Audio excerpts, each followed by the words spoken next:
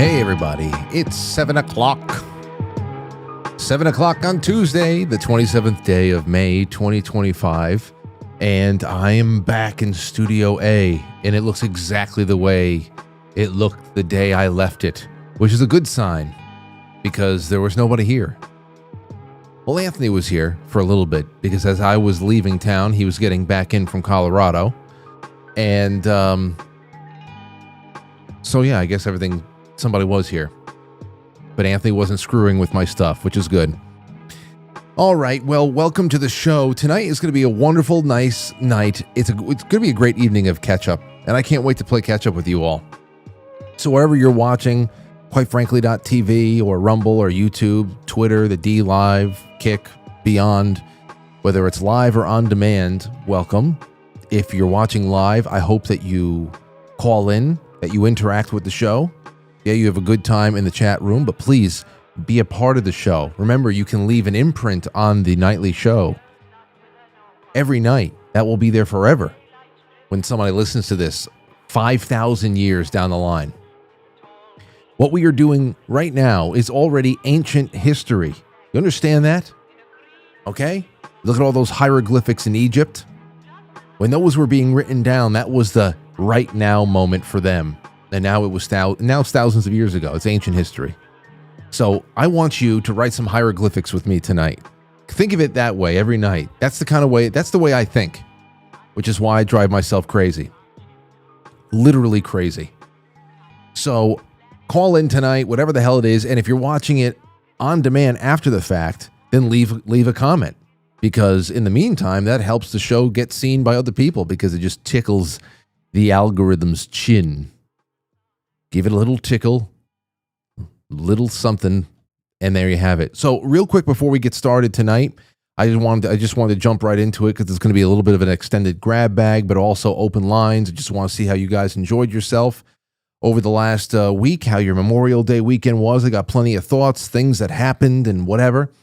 Tonight's guest was supposed to be Scott Schara. Now, many of you probably remember Scott Schara, Amazing Grace, his daughter Grace, who died in the hospital in 2020. And they're finally getting their day in court.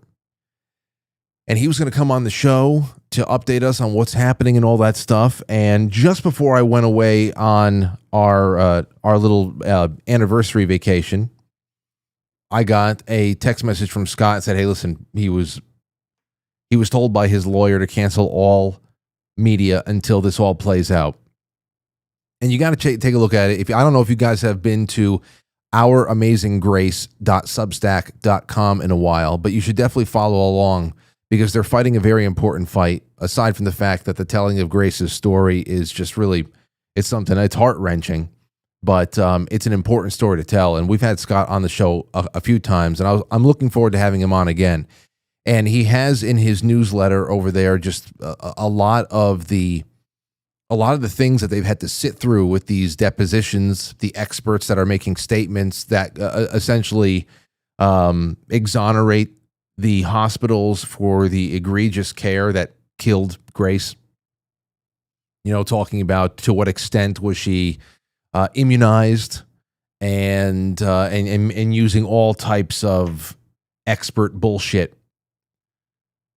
level bullshit to kind of leave them no room for any kind of a retribution, even though there's no making up for the loss of a child.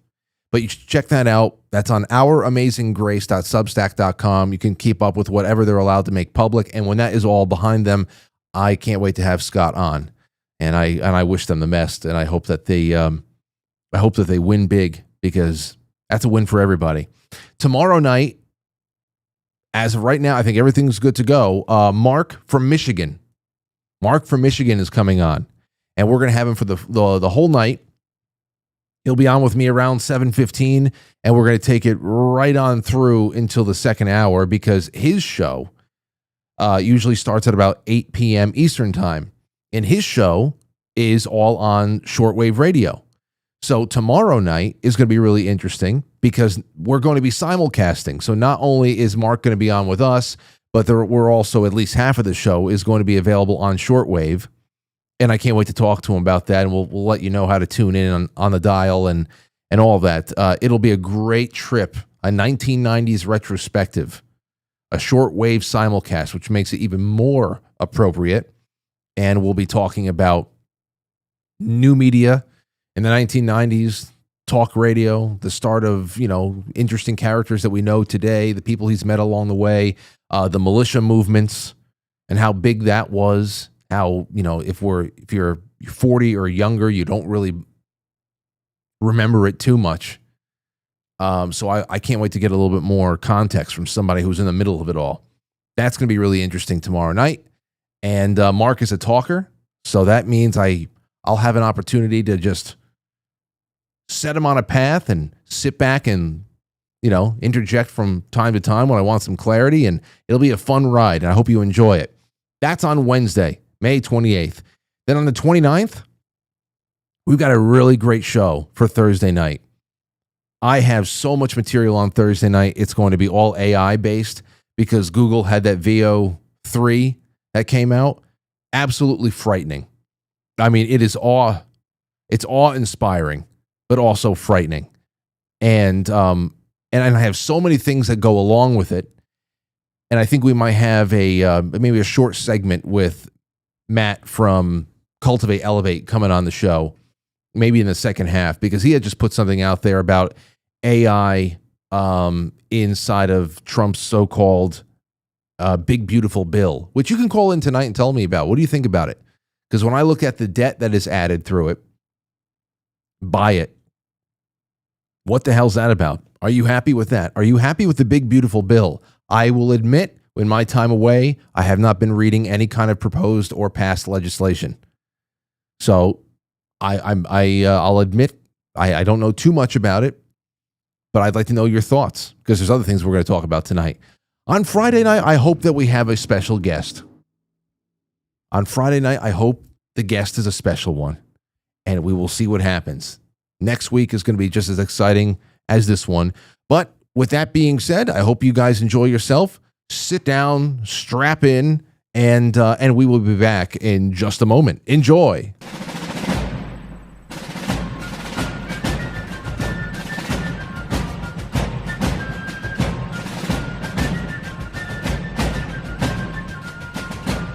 You let one ant stand up to us, then they all might stand up.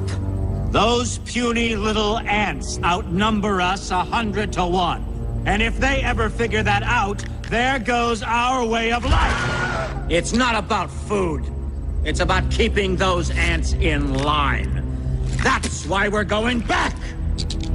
Does anybody else want to stay? Let's rock and roll!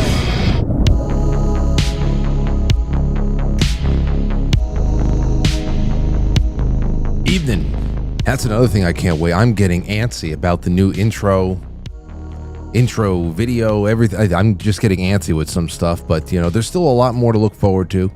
But we're a small operation, so we have to go at a slower pace. That's it. Small operations you just need a lot of patience. That's all it is. Hey, real quick, the Prestige that we did, like everything else, as soon as we did the film club for the Prestige, I started seeing people doing threads on the Prestige all over Twitter. Not saying that they had watched the show or anything like that. I'm just saying more synchronicity. So that's just great. It makes me feel like we're in the flow of something. I like that a lot. And next Monday, this Monday coming up, we'll be in June. For the Monday nights in June at 9 o'clock, it is book club again, and the book of choice is Mark Twain's Adventures of Tom Sawyer. It's only like 185 pages, guys. It's 30 to 40 pages of reading a week. Come on. Let's raise the IQ of the country a decimal point. Let's read again. It's a quintessential summertime book. It's an American classic author. Come on, this is the first time I'm going to be reading Mark Twain from cover to cover of anything. I know the references. I've read some short stories, but nothing like this. Huckleberry Finn, no. Nope. So that'll be good. And And then there's more on that, but I just posted the official thread. We're reading the first 6 chapters for next Monday night. You can go check that out on quitefrankly.tv, pinned to the top of the forum, and away we go from there. All right, so we talked about Scott Shara. That's great. Oh, I have a gift for you guys that I'm going to be putting up here. This is what I'm doing tonight. So as I was walking around Maine, I saw these really nice moose. I guess I looked at them, and the first thing I thought was espresso cups. That's the first thing I thought when I saw these cute little things. I said, oh, those are nice espresso cups. Of course, they're shot glasses. Well, whatever. You could put, I don't know, wheat grass in there if you want. I don't know what the hell you guys drink, but these are beautiful little shiny cups. And tonight, wherever you send a super chat in, whether it is on YouTube or Rumble or through quitefranklysuperchat.com, and I'm even going to try to bring in everybody that sends gold pills as well. I'm going to generate your name. I found this really great website. It's called Namepicker, NAMEPICKER.net, namepicker.net. At the end of tonight's show, I'm going to quickly throw all of your names into namepicker.net, and I'm going to generate a first place winner who's going to get these cups. And then you got to contact me afterwards, and I'll send them to you. And then the second place winner is going to get a copy of my band's 2017 album and a little bit of blueberry butter, sourced from Maine blueberries. You can't see it. There you go. A little bit of blueberry butter. Put that on some toast. You know, if the mailman doesn't eat it before it gets to you, because that happens sometimes. So we got first place, second place prize. Doesn't matter where you know. So super chats and Rumble rants and all that stuff. Your names are going to be put into the running, and we're going to pick it right here. I thought this would be easier than writing them out on paper. And there you have it. So send in your super chats, and 2 people are going to win this, and I'll take care of the rest. All right, let's see. All right, first thing is up. Call in with whatever the hell is new with you. All right? That's that. 914-200-0269. What story have you been following the most over the last week, and why? And that's the other thing there, too. What story have you been following most closely, and why? You know, and since we've been gone, a lot has happened. Number one, we had this situation. I did watch a little bit of this. It was incredible how long this actually went on for. When President Trump had the South African president in the White House, and then hung him out to dry with all of the, you know, the very mainstream calls for killing Boers and white farmers and all that stuff. And take a look at this. If you haven't seen it, of course you have. Hold on a second. This was just incredible. I'll get right to the point here, too. Turn the lights down. Turn the lights down. I love how Trump said, can you turn the lights down, as if it's second grade? And they wheeled in. You know that the day elementary school was about to get so awesome. The day was going to just get majorly upgraded when you walked into that classroom and you saw the TV on the rolling stand and the VCR. It didn't matter what the hell it was. Okay? It could have been the most boring thing ever. The lights were going down, the TV was going on, and you could either just bask in the fact that it was, I don't know, just cozy, or you can find a way to go to sleep for a little while, because obviously the teacher didn't want anything to do. Okay, but this is amazing. He calls for the lights to go down, and the entire assembly that came in from South America is like, what's going to happen now? And just put this on. It's right behind you. It's right behind you. They're looking around like, what could this be? Very low.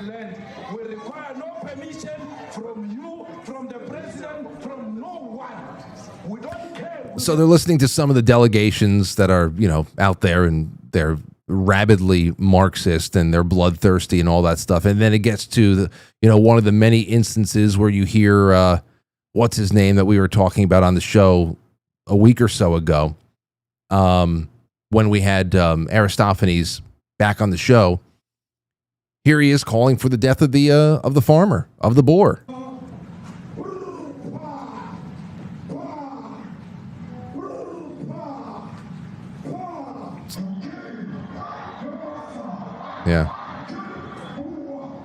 Yeah, it's a raucous event, but apparently, it's just crazy how this went on. This particular clip was 4.5 minutes long. I mean, they were hung out to dry, and I think it was great. I don't know. I mean, the media had another way of describing it. They described it as an ambush, of course, which is interesting because the real ambush is what's happening to farmers in South Africa who've been slaughtered in their beds as they slept for the last 30 years. But take a listen to a supercut of how the media had been told to message this. To the dramatic scene in the Oval Office today, the tense confrontation, President Trump ambushing the president of South Africa. Up next, another Oval Office meltdown. President Trump ambushing the president of South Africa.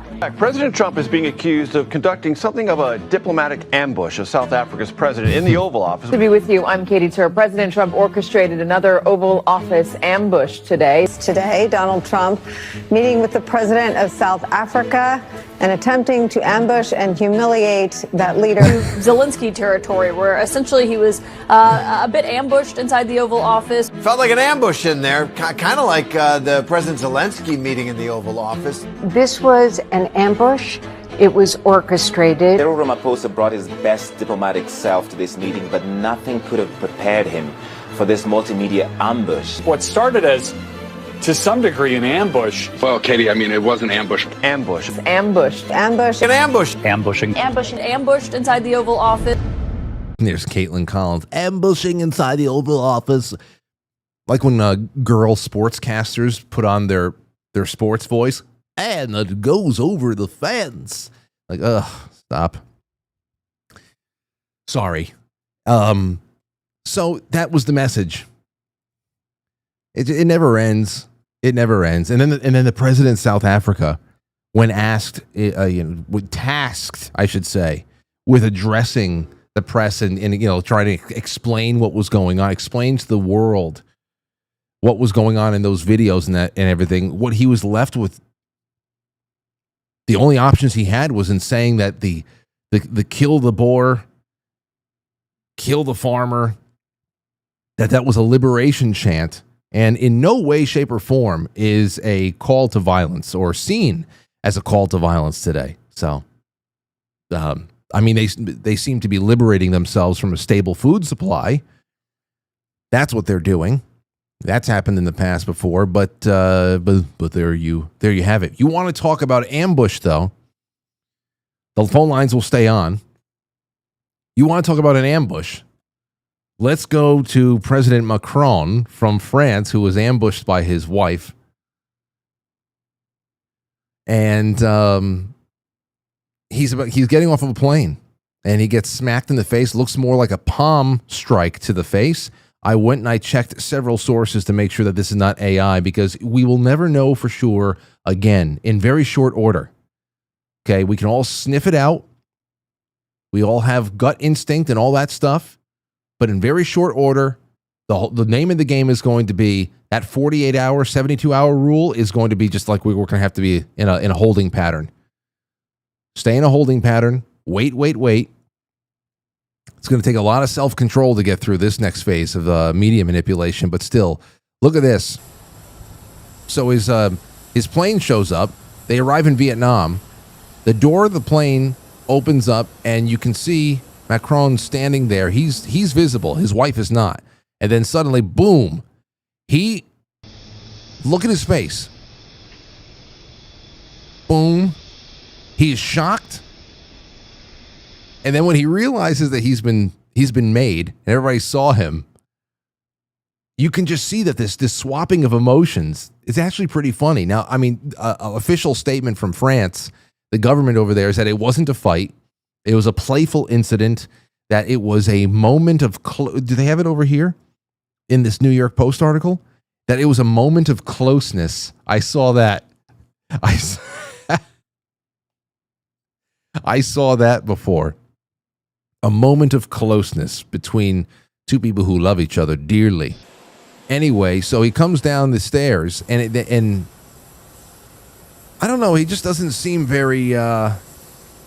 He looks like he offers his arm, It looks like he offers his arm to his wife and she doesn't take it, so he kind of leaves his arm down. Unless he walks around with his arm cocked out like that, but it was cocked out a little bit more. She didn't take it. So I don't know. This just doesn't seem like a couple that were just having a little bit of a pillow fight with each other. Maybe I was wrong, but what a candid moment, huh? Public view. So playful. You can, ladies, gentlemen, you can call in. There's many things you can call in on tonight. 914-200-0269. Have you ever playfully shoved your hands into your partner's face and pushed their head back in public just because you love them so much? Just call it on that. 914-200-0269. Would love to hear your voices on that. And then on to farther east. There's more shit happening with Ukraine. This is by way of Zero Hedge. Ukraine tried to attack Putin's helicopter mid-flight, Russia alleges, and responds with massive strikes on Kiev. The Kremlin, as well as Russian state media, are alleging a huge, potentially conflict-altering incident which will surely escalate the war in Ukraine, an attempted attack on Russian President Vladimir Putin himself.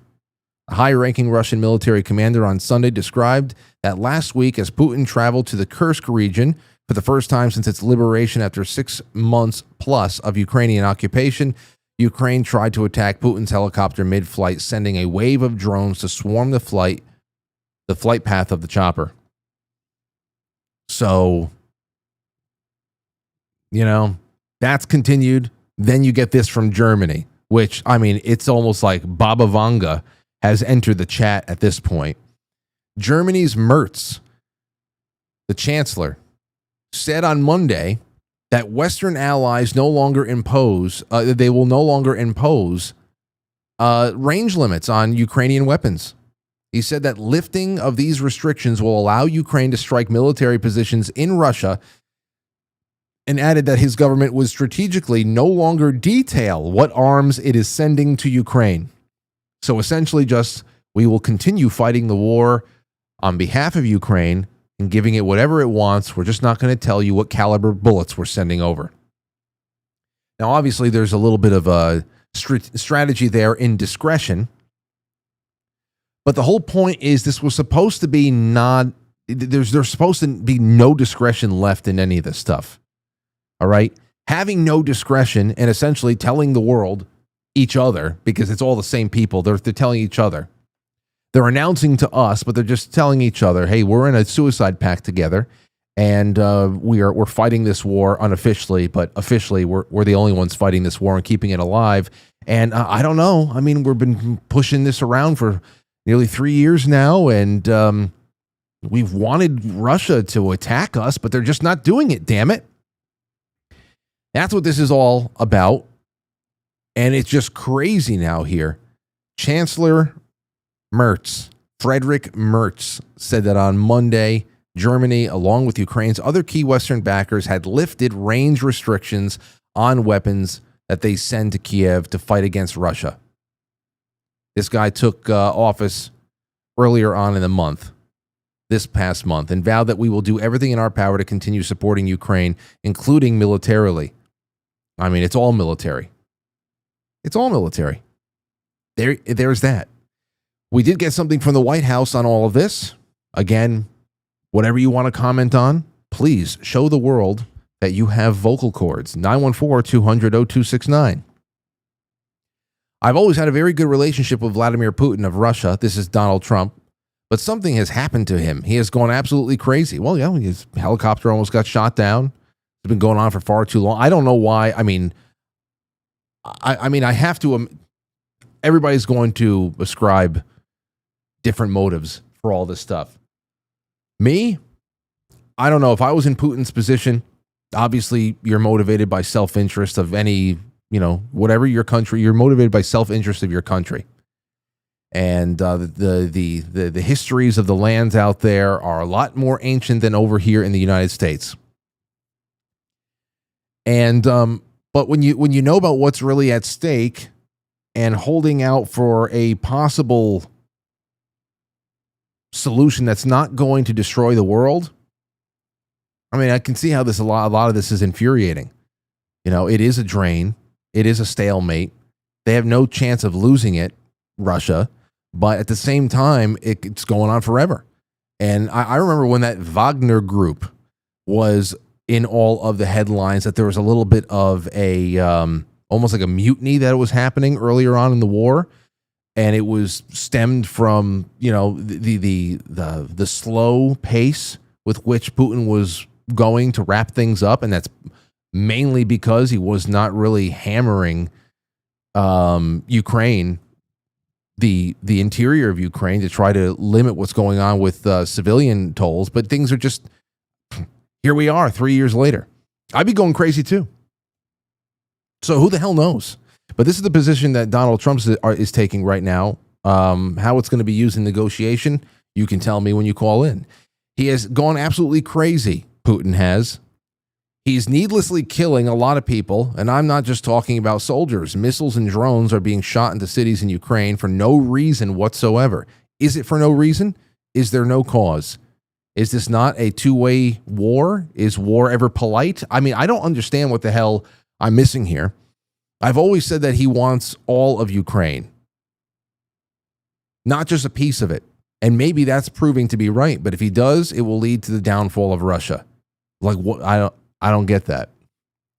Actually, what he's really wanted was a neutral buffer to stay away from Western countries. And if he takes all of Ukraine, then he will then once again be right up against the border of NATO. A neutral Ukraine is actually the bigger thing. And this is what I'm talking about here.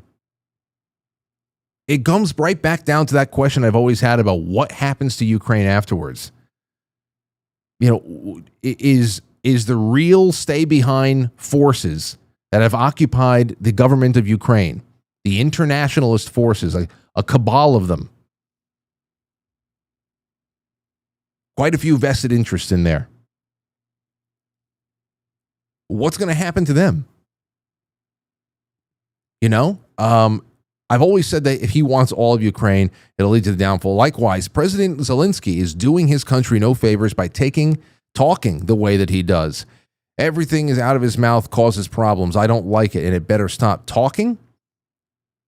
I don't think talking is the least of Zelensky's problems and the real needless deaths of the last 3 years.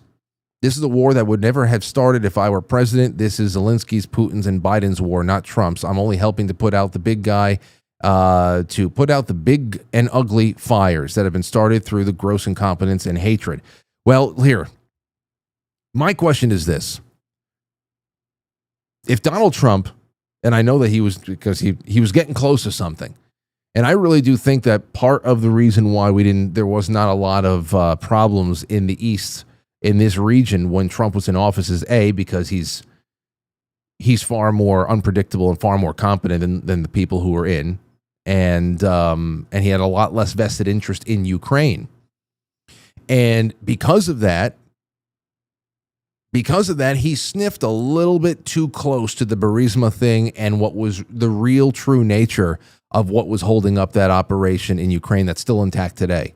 Now, if the intelligence operations that are controlling the country were exposed and all of that was cleaned out and there was a major revolution where Ukrainians took control of their country and they threw the CIA and Mossad and mainstream American politicians out of there, that would be great. The State Department was completely cleared out of Ukraine and that deep state playground could be turned into an actual country again. That'd be great. But the moment he sniffed a little bit too close, he got a little bit too close to pulling up the skirt of what was going on out there, he got impeached. And then, of course, that led right into COVID. So, I mean, there's a lot there to unpack. And you wonder, hey, how much of this is just posturing for negotiations, saying things, putting things out there, giving people's egos a challenge, being harder on one person than the other, good cop, bad cop. I understand that there all of that is in play here, but still the mainstream version of what the hell's going on out there, and that it's all just fueled by hatred and greed and of land. Nah, I don't know, but we'll see. William, you're on the air. Go ahead. Yo, Frank, this is Problematic Will. It's good to hear from you again, man. Hey, I feel like I had a weird, not really, but it's given like a AI dream. Like, what if in a bizarro twist, the South African president was like, "Oh wait, let's turn the lights back down." He pulls out his phone and casts to the TV, "Yay," and was like, he played Heil Hitler. He was like, "That's your boy, right?" He's like, "That's your peoples." He's like, "Nigga, Heil Hitler." That would have been one hell of a check.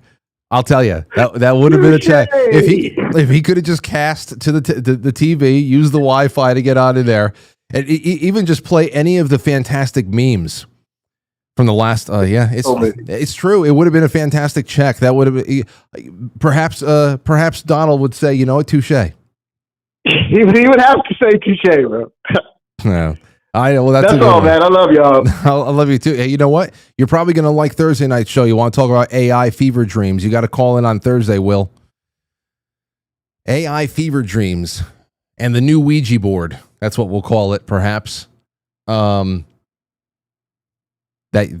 Heil Hitler song. You know what I started doing?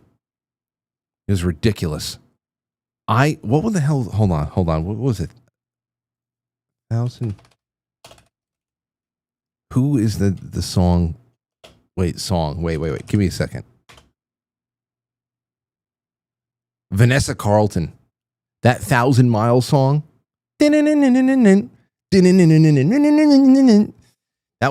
song was so big during my high school graduation.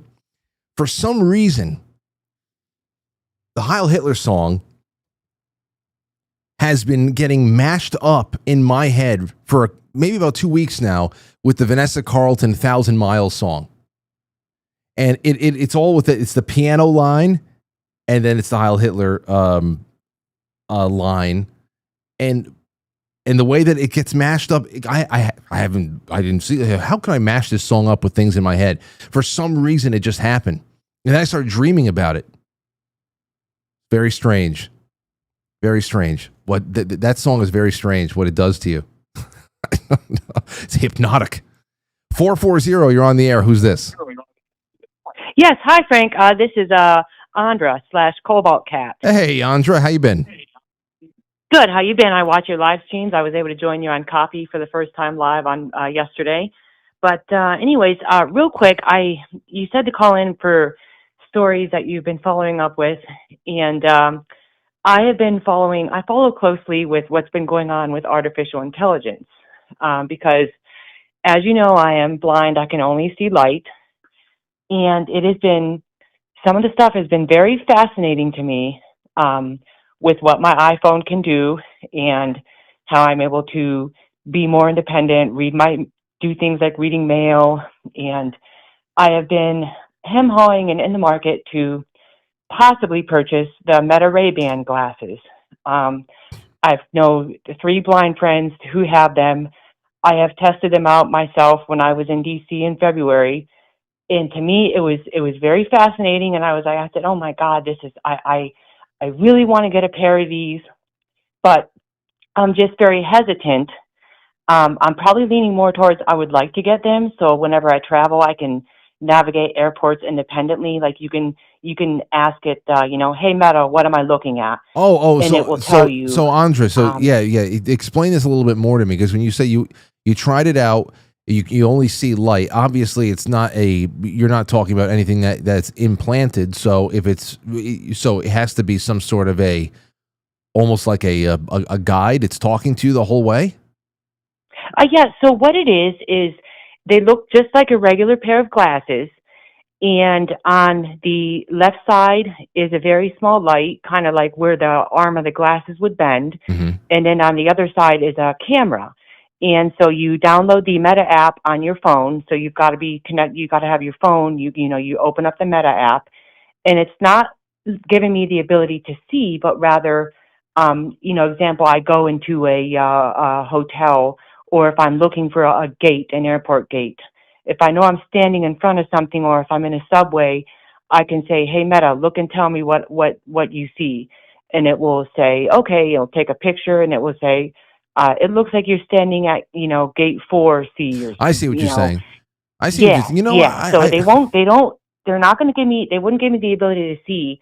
Now, however, you did mention there is something that can be implanted.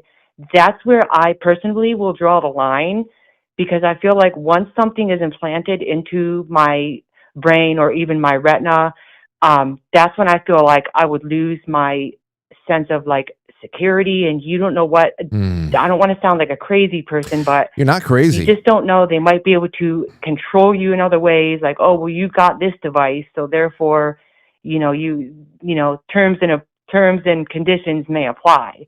Am I going to buy the glasses in the end of the summer? I don't know.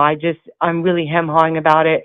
But my gosh, when I tried them out in February, I cried, because for the first time since 2016, I said, man, I'm sitting at a restaurant and I can open up a menu and I can say, you can have it, hey Meta, read to me the main dishes. And it will read to you the main dishes. And I'll That's say, incredible. Hey Meta, can you look in detail, my phone can do the same thing, but the hands-free capability is just fascinating to me. So yeah, that's pretty much all I have. I mean, like when you send me postcards, for example, for the first time in December, because I just got a new iPhone, I took a picture with Live AI, and it said, there's a picture, various pictures, a child. The only thing it got wrong is it did say you had a dog and it was a cat, because I confirmed with a human being, because I'm like, yeah, I didn't think he had a dog, and Wait, it's like, no, it's a cat. It's a so cat. Andra, was it was able to read my handwriting just fine? Okay. Sometimes it can, but other times it won't. I'll write it. I'll with write handwriting, it. I get a sighted person to read them to me. Okay, but can they read it fine? Because I just want to make sure that I'm writing legibly enough. I think I have pretty good handwriting, especially when I'm taking my time. Oh yeah, they're able to read it fine. Like the one thing I won't do is I will not, like if I'm reading my personal mail, they say there's other blind apps out there and they're very great, and all my blind people do use these apps. Like it's called Seeing AI or IRA, which is artificial intelligence remote access, where you can get a live visual interpreter, an actual person on the other end. Now that does cost $1 a minute, but I have tried it before, but I don't know where the pictures go. And they say, oh, it's secure. It gets disseminated. And I don't know how much I trust that.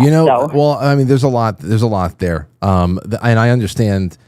And if I were in your situation, and I'm just trying to, and that's why I think that your take on this stuff is really interesting, because I often wondered, hey, if I was down a sense like sight, would I consider some sort of brain implantation or anything that is going to actually bring functional sight back in that level of independence?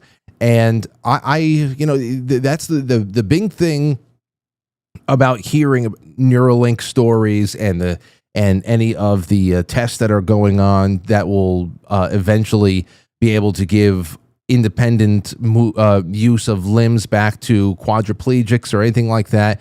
I always feel like when technologies like this are developed, people who can bring themselves out of a disabled state, especially when you can't walk, move, anything like that, I say, that's probably the best way that you can apply that stuff.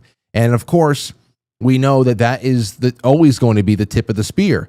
How people who need it the most can really be given some functional, some functional part of their lives back. But we know that the rest of the spear is gaming and ease with banking and social stuff and any other blanket ideas of competing with AI as the entire world becomes run by it and regulated by it one way or another. So I think that it's I don't know. everybody's already using devices outside their body. If you can put on a pair of glasses and have it read a menu for you and make your life even easier but why the hell not? I wouldn't see why that would be an issue, but it's interesting to hear your thoughts on the implant. Absolutely, because 5 years ago, they had these glasses. They were called Envision, and they were built for individuals who have sight loss. Gotcha. And they cost upwards of 4,000 American dollars. Now, in last September, when Meta Ray-Ban came out with their glasses, and it's not really even built for the blind, they only cost like $400. So there's this boom of blind people that are like, finally, a piece of technology that because obviously blind persons are a small part of the population who need to use this stuff. 9 times out of 10, most of the stuff that we use, such as braillers and technology you put on your computer, that stuff is thousands of dollars. And when these Meta Ray-Bans came out, my gosh, you better believe, I love the fact that it wasn't really built for us, for blind individuals, and they cost exactly the same amount as a sighted person going out to purchase them. Well, thank you. I think it's thank you. No, it's great, and thank you for bringing this up. This is why I like doing open lines and just saying, "Hey, what are you paying attention to?" Because this is great to hear. And I know that you're not the only blind person in the audience. I've had quite a few write to me over the years, and this is right on the edge of those big ethical questions about how far technology can go, if you can go. What's appropriate use and what is just really we're as a collective humanity, we're mailing too much in for creature comforts or social media convenience or something, and we're not seeing the forest for the trees. What you're talking about right now is some of the more functional reasons why technology is really in a miraculous place right now, and it's only just starting to accelerate. For as crazy as it is, it's only starting to accelerate. What we're going to talk about, and thank you for the call tonight, Andra. Anything else you want to say? Anybody want to shout out? No, I just want to give a good shout out to my mother, Laura. She's been on a wonderful weight loss journey, and I really love her, and she's awesome. And you keep up the good work, Mom. I love you. No, that's wonderful. Yes, Mom. Keep up the good work. Eat some more steak. Thank you, Andra. Yeah, that's really that's incredible. You want to talk about that? The $400 down from $4,000 or whatever. I was talking to my buddy Mike May yesterday, who does a lot of the video production for the show, and we were talking about this Google VO3, all the AI, the prompt meme. That's just, I don't know. It's just it's crazy. You type it in. You look at some of the videos that are out there. I have quite a few that are collected for Thursday night show, so we can watch a few of them together. But I said, but Mike, do you understand what this means? And a bunch of the guys were there at the house yesterday for Memorial Day, and we're all looking. I said, hey, take a look at this one. And I said, all of this is fake. They didn't believe it. The stand-up comedy, the stand-up comic, all of the movies, the movie trailers that are being done out of thin air, every aspect, every person, it's getting scary good. Okay. And we're only just beginning. And my friend Mike was like, yeah, but listen, this is only going to be done well by a very small number of people, because not everybody's going to be able to pay $250 a month. And it's only one tool of 3 that you need. I said, Mike, the market is going to get flooded with comparable, if not better, tools by all types of patent holders and everything else like that. What is $250 a month right now is going to be nearly free soon, especially when people start, cracking, programs, if that's even going to be a thing. I don't know if they're all going to be like encrypted and whatever. It doesn't matter. It's not going to stay $250 a month. It's not going to. It's going to be very easy. But of course, that is for something that is just going, who the hell knows? I have so many things to talk about. The virtual, what does Hollywood really become? You say, oh, who cares about Hollywood? Okay, forget about Hollywood in the way that we talk about every night. about who controls it, the messages it's sending, what purpose it used to serve to what it serves now. Forget about all that. Just think about movie making, storytelling. How does it transform? What kind of domino effects does it have on all that? When anybody, where there's a will, there's a way, can put out something consistently better and more attractive from their bedroom than anything on any movie set around the world. That's crazy. But from Andra's personal standpoint, I love that thought. There's a firsthand account of weighing out all your technological options to be able to make day-to-day life a lot more independent as a person who can only really see light. So you put yourself in her shoes, and I think that's really interesting that she has reservations to not have anything implanted in her, even if there is the promise that you're going to see again. Would you take that chance? You are going to see again, but we're going to implant this one thing behind your, ocular nerve or whatever the hell it is, and that's what's going to happen. Would you take that chance just for sight? Would you? I think a lot of people would. They say, be damned the consequences. I will try to fight against any kind of remote control of my body.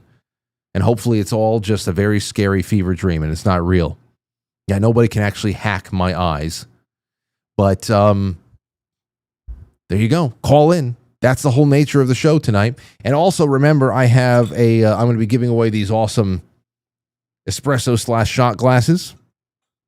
I'm going to be taking all the names from the Super Chats and the Rumble Rants and everything else and putting them into a name picker. And the second place winner is getting some straight from Maine blueberry butter and an album, 2017 album, Set the Charge. All right. So there you have that. I don't know. Other things have changed. Treasury sounds the death knell for the penny. That's it. The death knell for the penny has been sounded. 1 cent coins are expected to stop entering circulation early next year. Businesses will need to round prices up or down. No more $3.33, ladies and gentlemen. No more. It's going to be nickels until nickels are done away with, and then we're just going to be going to the 10th. U.S. government is phasing out the penny, whose use has spanned more than 2 centuries. The Treasury Department will stop putting new pennies into circulation by early next year. Afterward, there won't be enough pennies to use in everyday cash transactions, and businesses will need to start rounding up or down to the nearest 5 cents, the Treasury said in a statement. I used to say I had a lot of fun working at that pharmacy in high school and college, the pharmacy in which I met Lauren. And I got to talk to a lot of nice old timers back then. I remember this one guy. He was a Korean War veteran, a pilot, and he came in telling me about his time in Times Square in the 1940s or wherever the hell it was. He said, you can go to, and I often did this, I'd go into Times Square, I'd sit down, I'd have a ham sandwich, a slice of pie, and a glass of milk, all for 17 cents. I said, oh, wow. And I wasn't patronizing him either. I said, that sounds great. A ham sandwich, a slice of pie, and a glass of milk. First of all, wholesome AF right there. What an old-timer thing to have. Now somebody will have a smiley pie. It's time for lunch. Let me have a smiley pie and a juice box. But there's a goodbye penny. Goodbye a 10, a tenner, a 5, and 2 pennies would have gotten you a nice bit of food at a luncheonette somewhere. It's all going away. What do you think about that? Are you sad about the penny? You can call on that. Tell me what you think. Anyway, But there's so much more to do, and I'm going to take some calls. I have over here a wonderful amount of super chats to read in just a little bit. So I'll be right back. We'll take a quick break right now, shall we? BRB.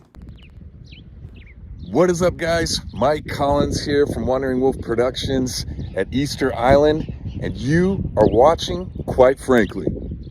Breaking news. A bombshell. Today is a turning point. Today was historically bad for President Trump. Today was a turning point. A turning point. We're at a turning point here. The beginning of the end for the Trump presidency. We have another bombshell. Mike Pence might have to assume the office of the presidency. Rumblings of the word impeachment. Breaking news. Another bombshell out of the White House. I believe this is the beginning of the end. I do too. It's really the beginning of the end. He may be feeling the walls closing in on him. All the walls closing in on him. The walls closing in on him. Breaking news, a new bombshell. One astrologer says this means the beginning of the end for President Donald Trump. Trump will resign. Trump is going to resign. Is this the tipping point? I know we've said it over and over. You think this is a tipping point? And over and over. This is a tipping point. And over and over. Breaking news, President Trump off the rails. It was the beginning of the end today. The beginning of the end. Breaking news tonight, new bombshell. This is the beginning of the end. The beginning of the end. The walls are closing in. The walls closing in. The walls closing in. Breaking overnight bombshell. This is a very dramatic day, and I think it might be near a tipping point. Do you think this is a tipping point?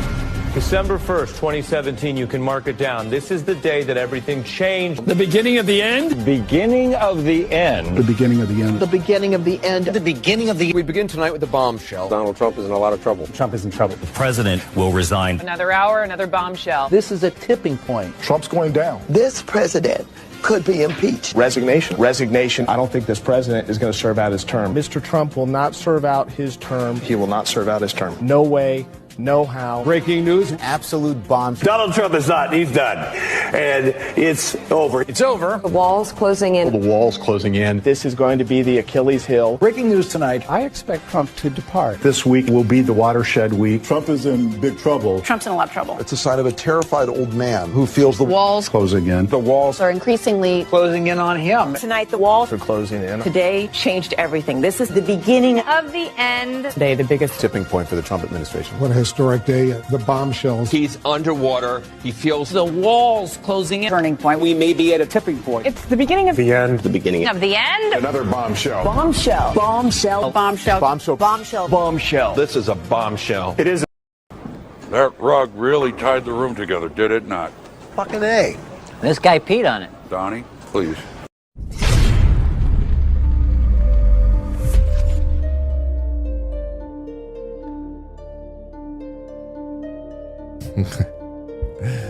All right. Anyway, just a little something to freshen up. I hope you guys went to the powder room and freshened up for me. Okay, let's get to your super chats because they're as good as calls. Let's see. Give me a moment here. First of all, I had a couple of tips that came in last week that I didn't see, so I wrote them down, and I want to thank Ken McNeil. Ken McNeil Music. Go Detroit Tigers. Screw the Yankees. Just kidding. Thanks for all you do, Frank. Love you. Hey, listen, what are you going to say?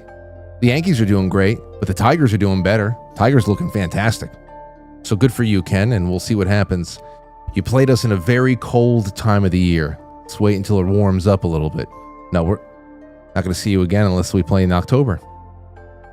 Justin Polgar from Yes Cacao left a very nice pre-vacation tip. I just want to thank Justin, Yes Cacao. They're going to be a sponsor at the September event. Oh man, I can't wait to tell you guys some of the people who are coming here.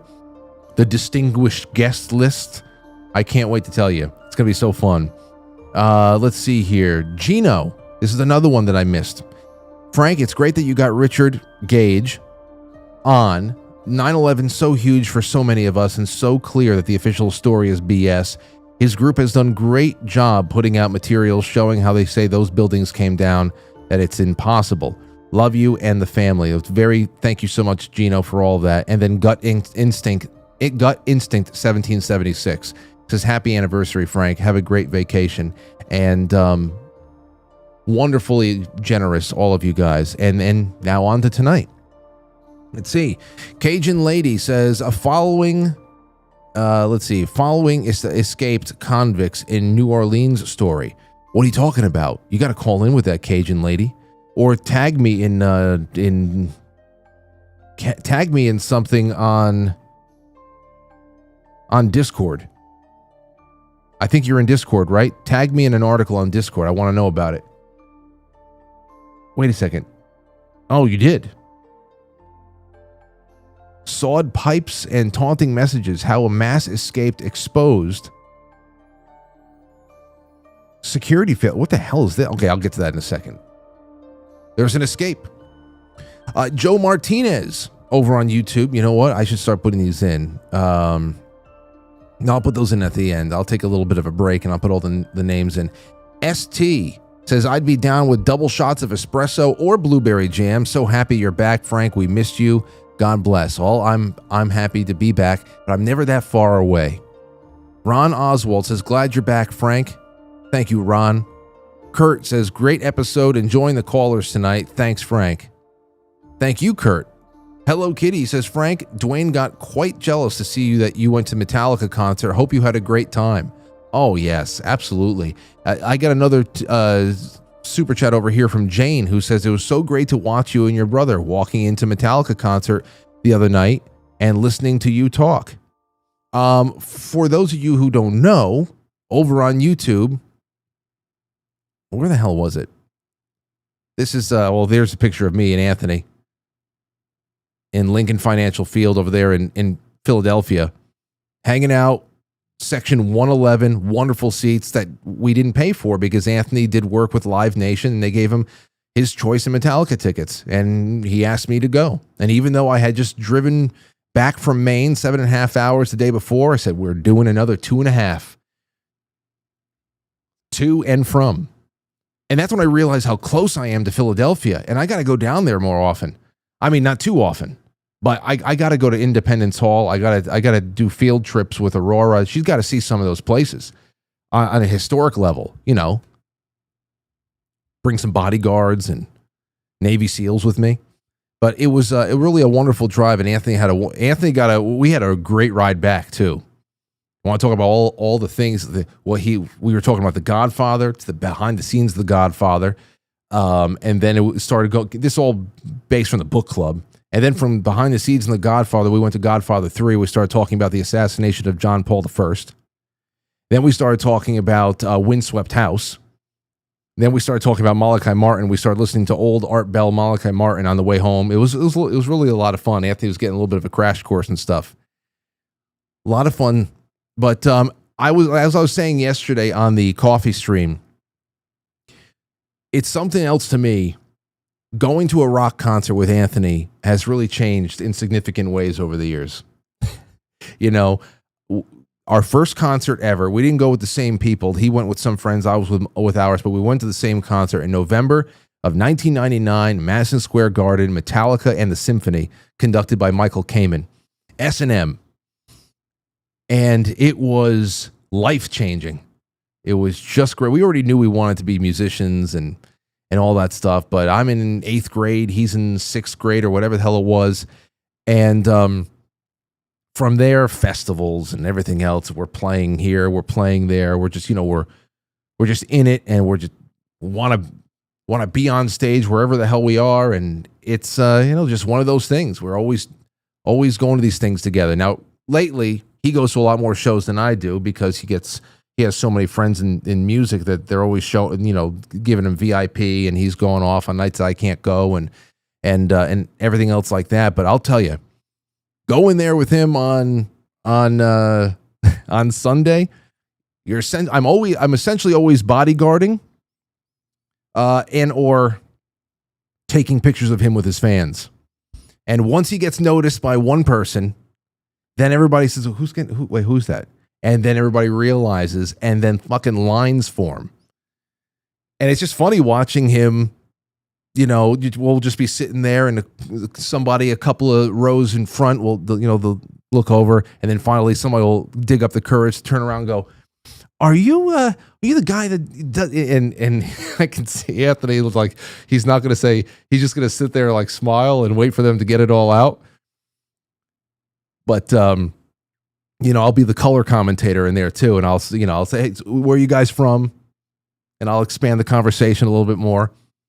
But I really do take great pleasure in it. It's a lot of fun. So going to a rock concert with Anthony is something else these days. And that was great. And the visuals were, it was beautiful in there. Metallica never gets old. It never gets old going to see them. I took this. This is right before they came out, Ecstasy of Gold.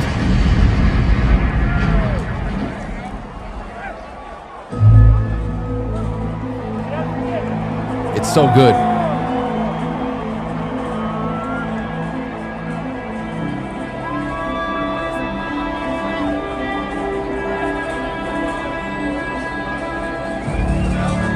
And the weather was perfect that night. The weather was perfect. It really was. They come out right there. You see Lars. See, those are the moments right there. When I'm a kid, 1999, when we walked into MSG and Lars Ulrich's set is just sitting there, I said, holy shit, that's it. That's the drums. I probably could have already played better than him back then, but it doesn't matter. It's Lars Ulrich. And then you just watch them come out, and they starting with Whiplash.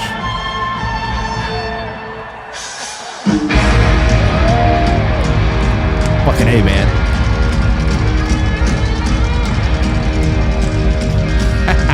Oh God, it was a lot of fun.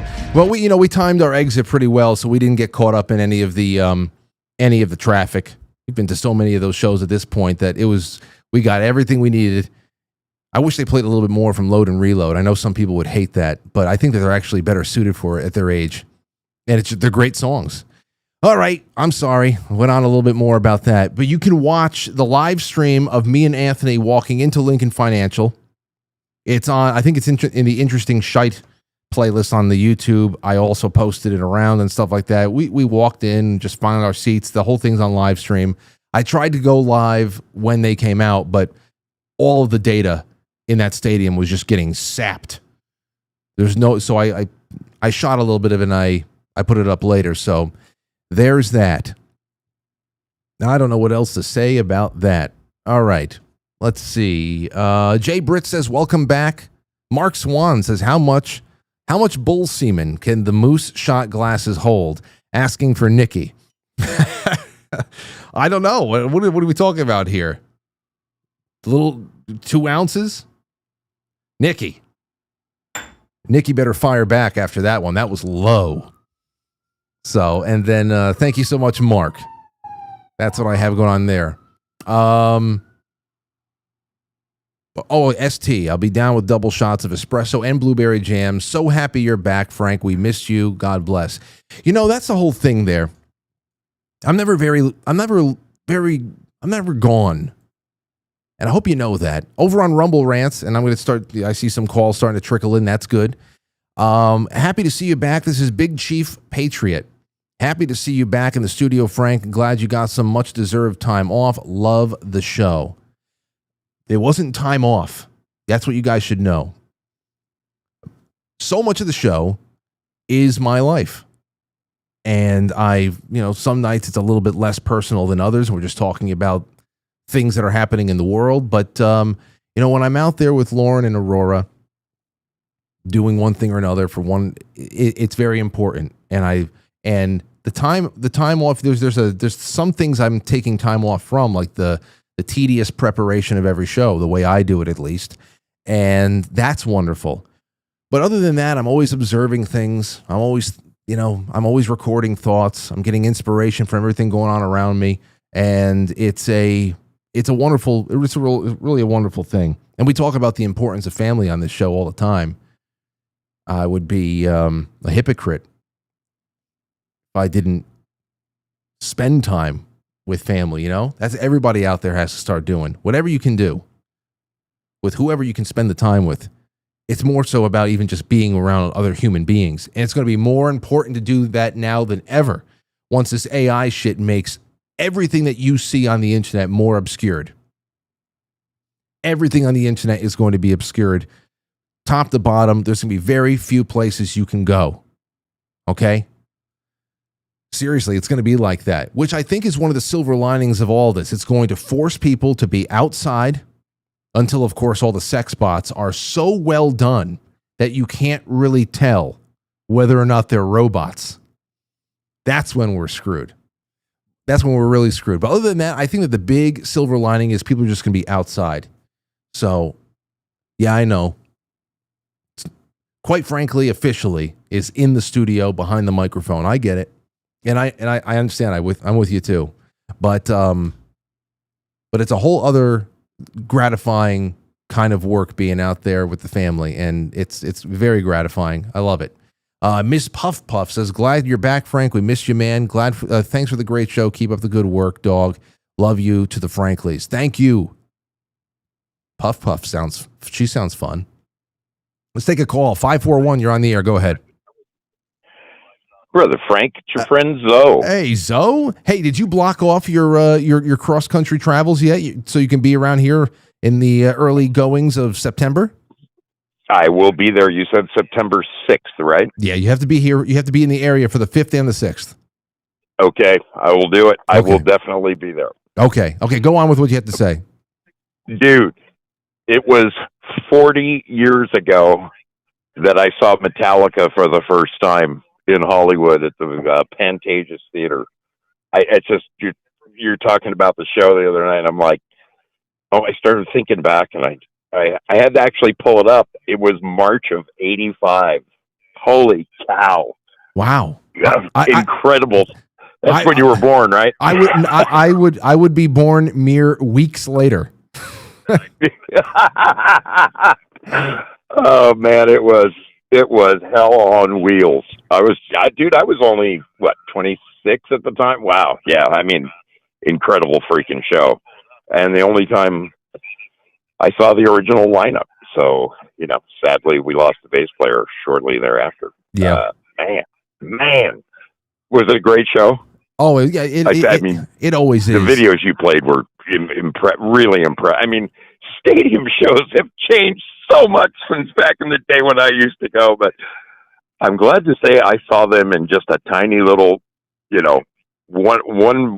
one band venue, Hollywood Palladium, one tiny little stage, probably about 800 of us or something. Oh man, it was incredible. That sounds, it sounds gritty and amazing. Now, I mean, the production is, as I said yesterday in my coffee stream, it is, they're a family show now. They really are. I mean, you see a lot of families going out there, older fans that are bringing in their kids and shit like that. Yeah.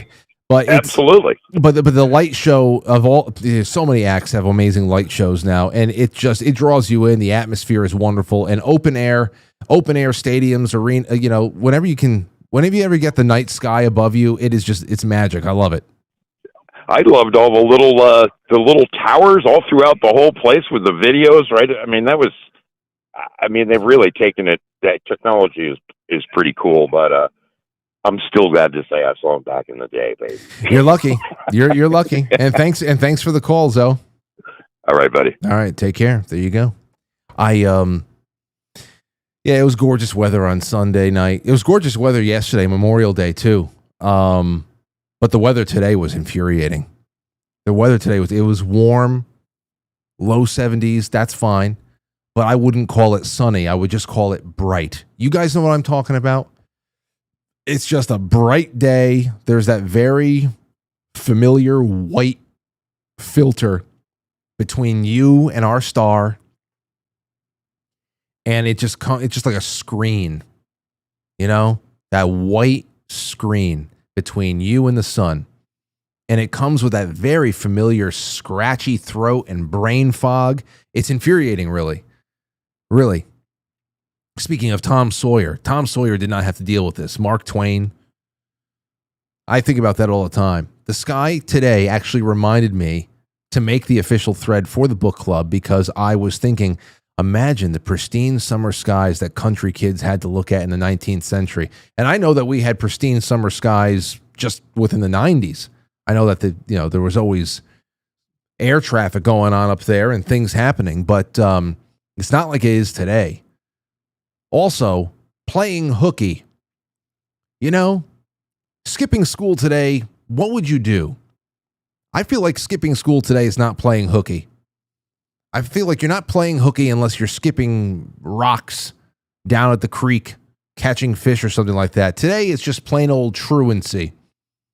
Back then, it was playing hooky. What would you do? What did you like to do when you skipped school? Call in with that.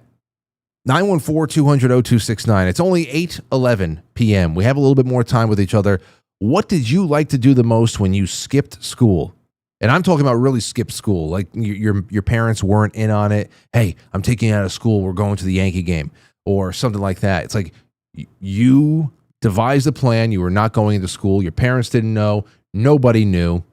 And you just had a day to yourself. What did you like to do the most when you skipped school? You let me know. Let's take a call from Mike. What's going on? Frank.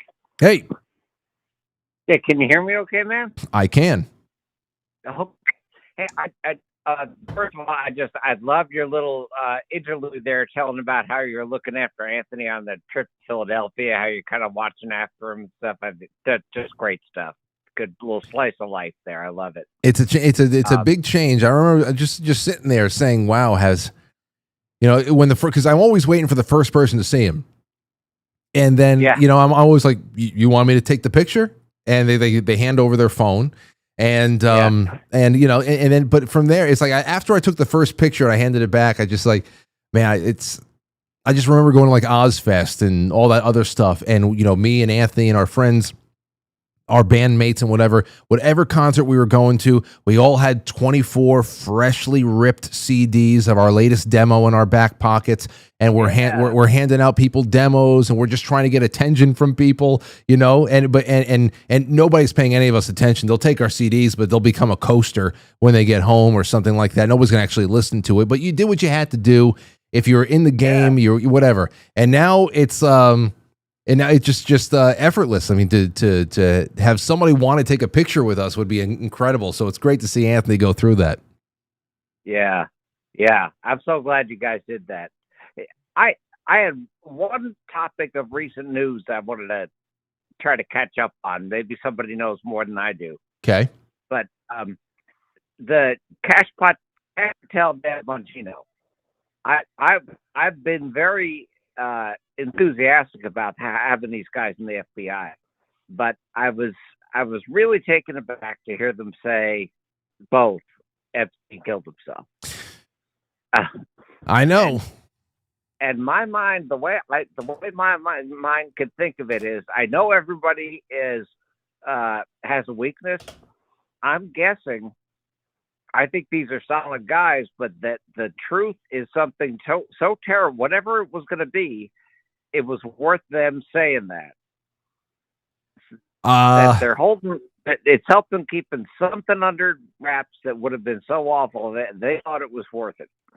So you think that it's really that would be the hopeful way of looking at it, that they know that something much bigger is coming, and they're just going to come out and totally walk back everything that they've ever said with a modicum of confidence in the past, that he obviously didn't kill himself and there's something bigger at work here, that was going to be a necessary thing to lie about in the interim.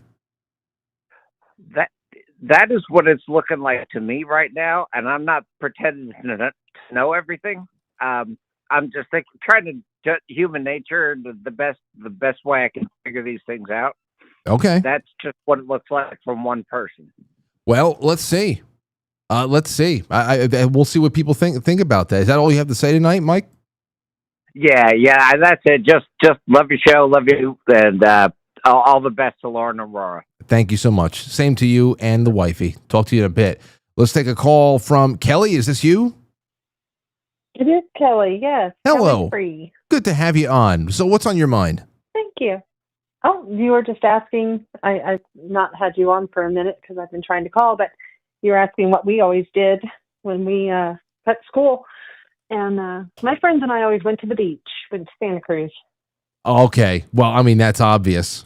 If you were in some kind of a beachy place like that, that's the obvious place to go. Did you have a Did you have a special place on the beach that was a lot more inconspicuous than others, or did you not? Once you were there, you didn't care? No, we didn't care. I grew up in San Jose, California, so we would drive to Santa Cruz and just hang out at 21st Street Beach, and that's what we did. That's fantastic.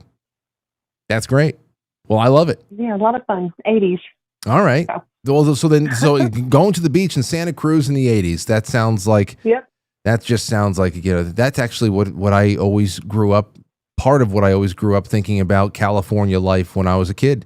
And hell, you were living it. That's great. Well, thank you for the call, Kelly. True. Well, then they locked our high school down in the, right after I graduated, 86, they locked our high school down so kids couldn't do it anymore. Oh, really? So, yeah. Already in the 80s, they were already locking things down?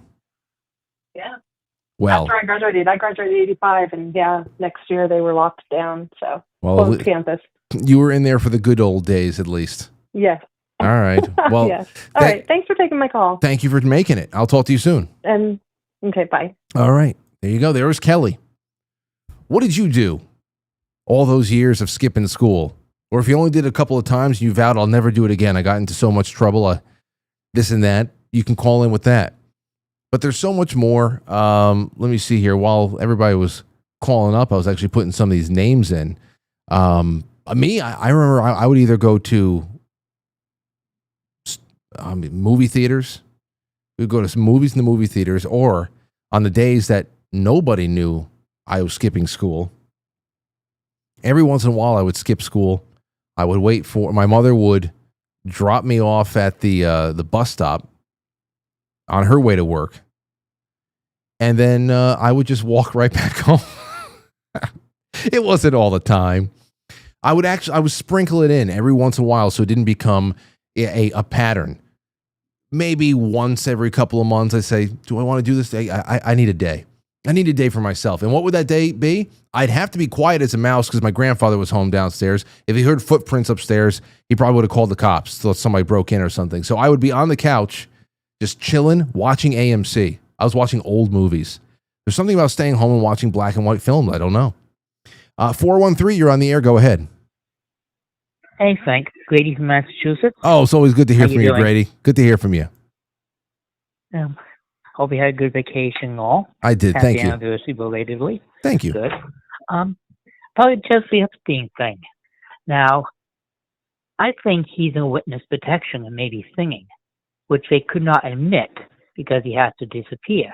So they're going to say, okay, he's dead and he killed himself because they can't say he's in witness protection. It's true. It could be. I mean, if we are all if most of us, at least the people who are watching this show, are all under the assumption where we just cannot bring ourselves to buy that he hung himself to death. There's no way. If we're at least in agreement on that it is improbable, it just doesn't even fit the character profile of a person who is willing to continue to up the ante for bail and release. That was a person that was desperate to get out of jail. Say, the desperation went very dark toward the end. They just killed themselves. Well, okay.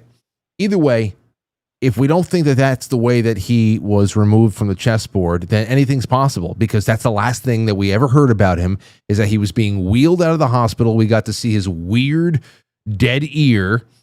We got to see his weird dead left ear, and everybody got to take a look at that. And that's the last we ever heard or saw of him, from him. He has now just become a specter, a ghostly character that is referenced in the only sham trial that has resulted from all of his operations in public with Ghislaine Maxwell. It was such a weird, rushed show trial over there.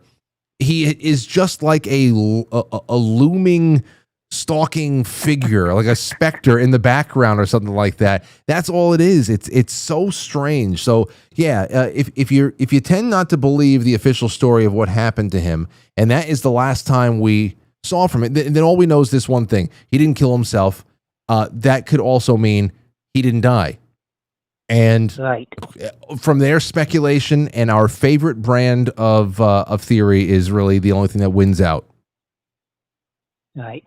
I'm not I'm ambiguous about Q.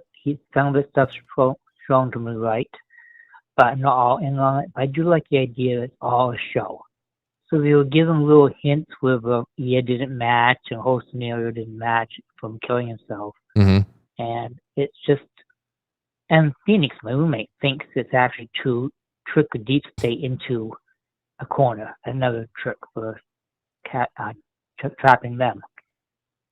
Well, we'll throw that out there. We'll see what comes back. But I think there's quite a few people in this audience who believe that he's in some form of witness protection.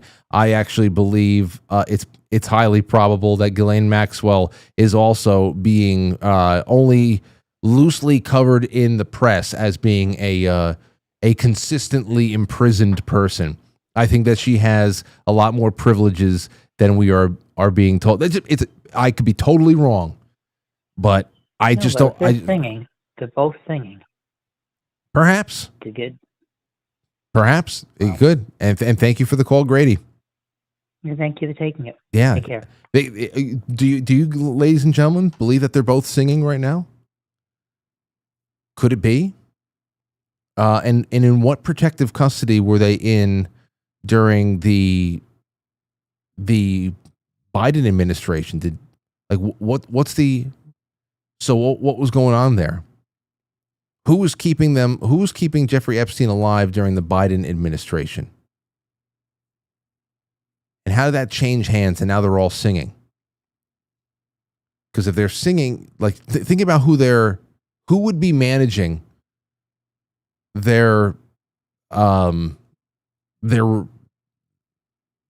program right now, the witness protection program. Who would be managing that program, and has hands changed? And why would they be kept alive? What would you need to know? Especially if it has anything to do with the government aspects of our government, whether they be publicly known or otherwise, has a big hand in his level of operating and has a big hand in securing and storing all the things that he was collecting over the years. So I just what are they singing about? And to whom?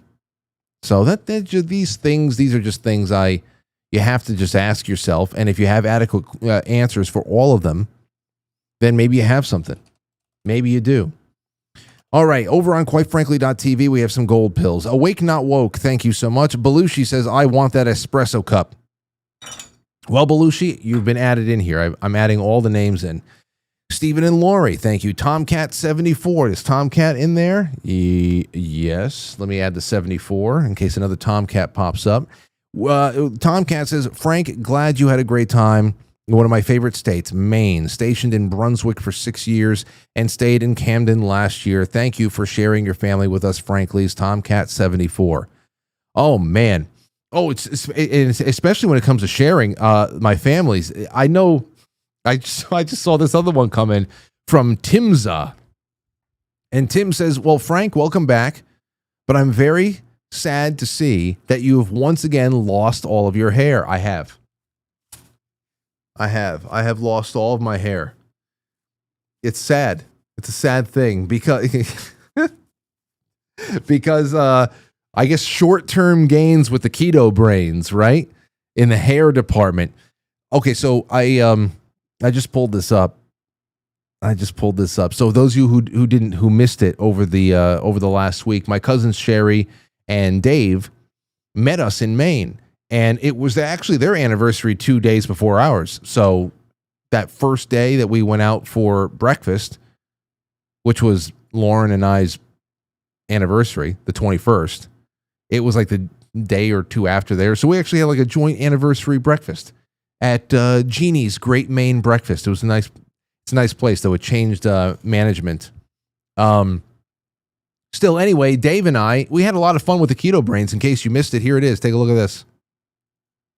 Morning update from the road. Everybody needs Keto Brains spiking in their coffee. A spiked coffee. Right, Dave? Hell yeah. Alrighty. There you go. Just take that scoop and throw it right into this black hole. Nice. Oh.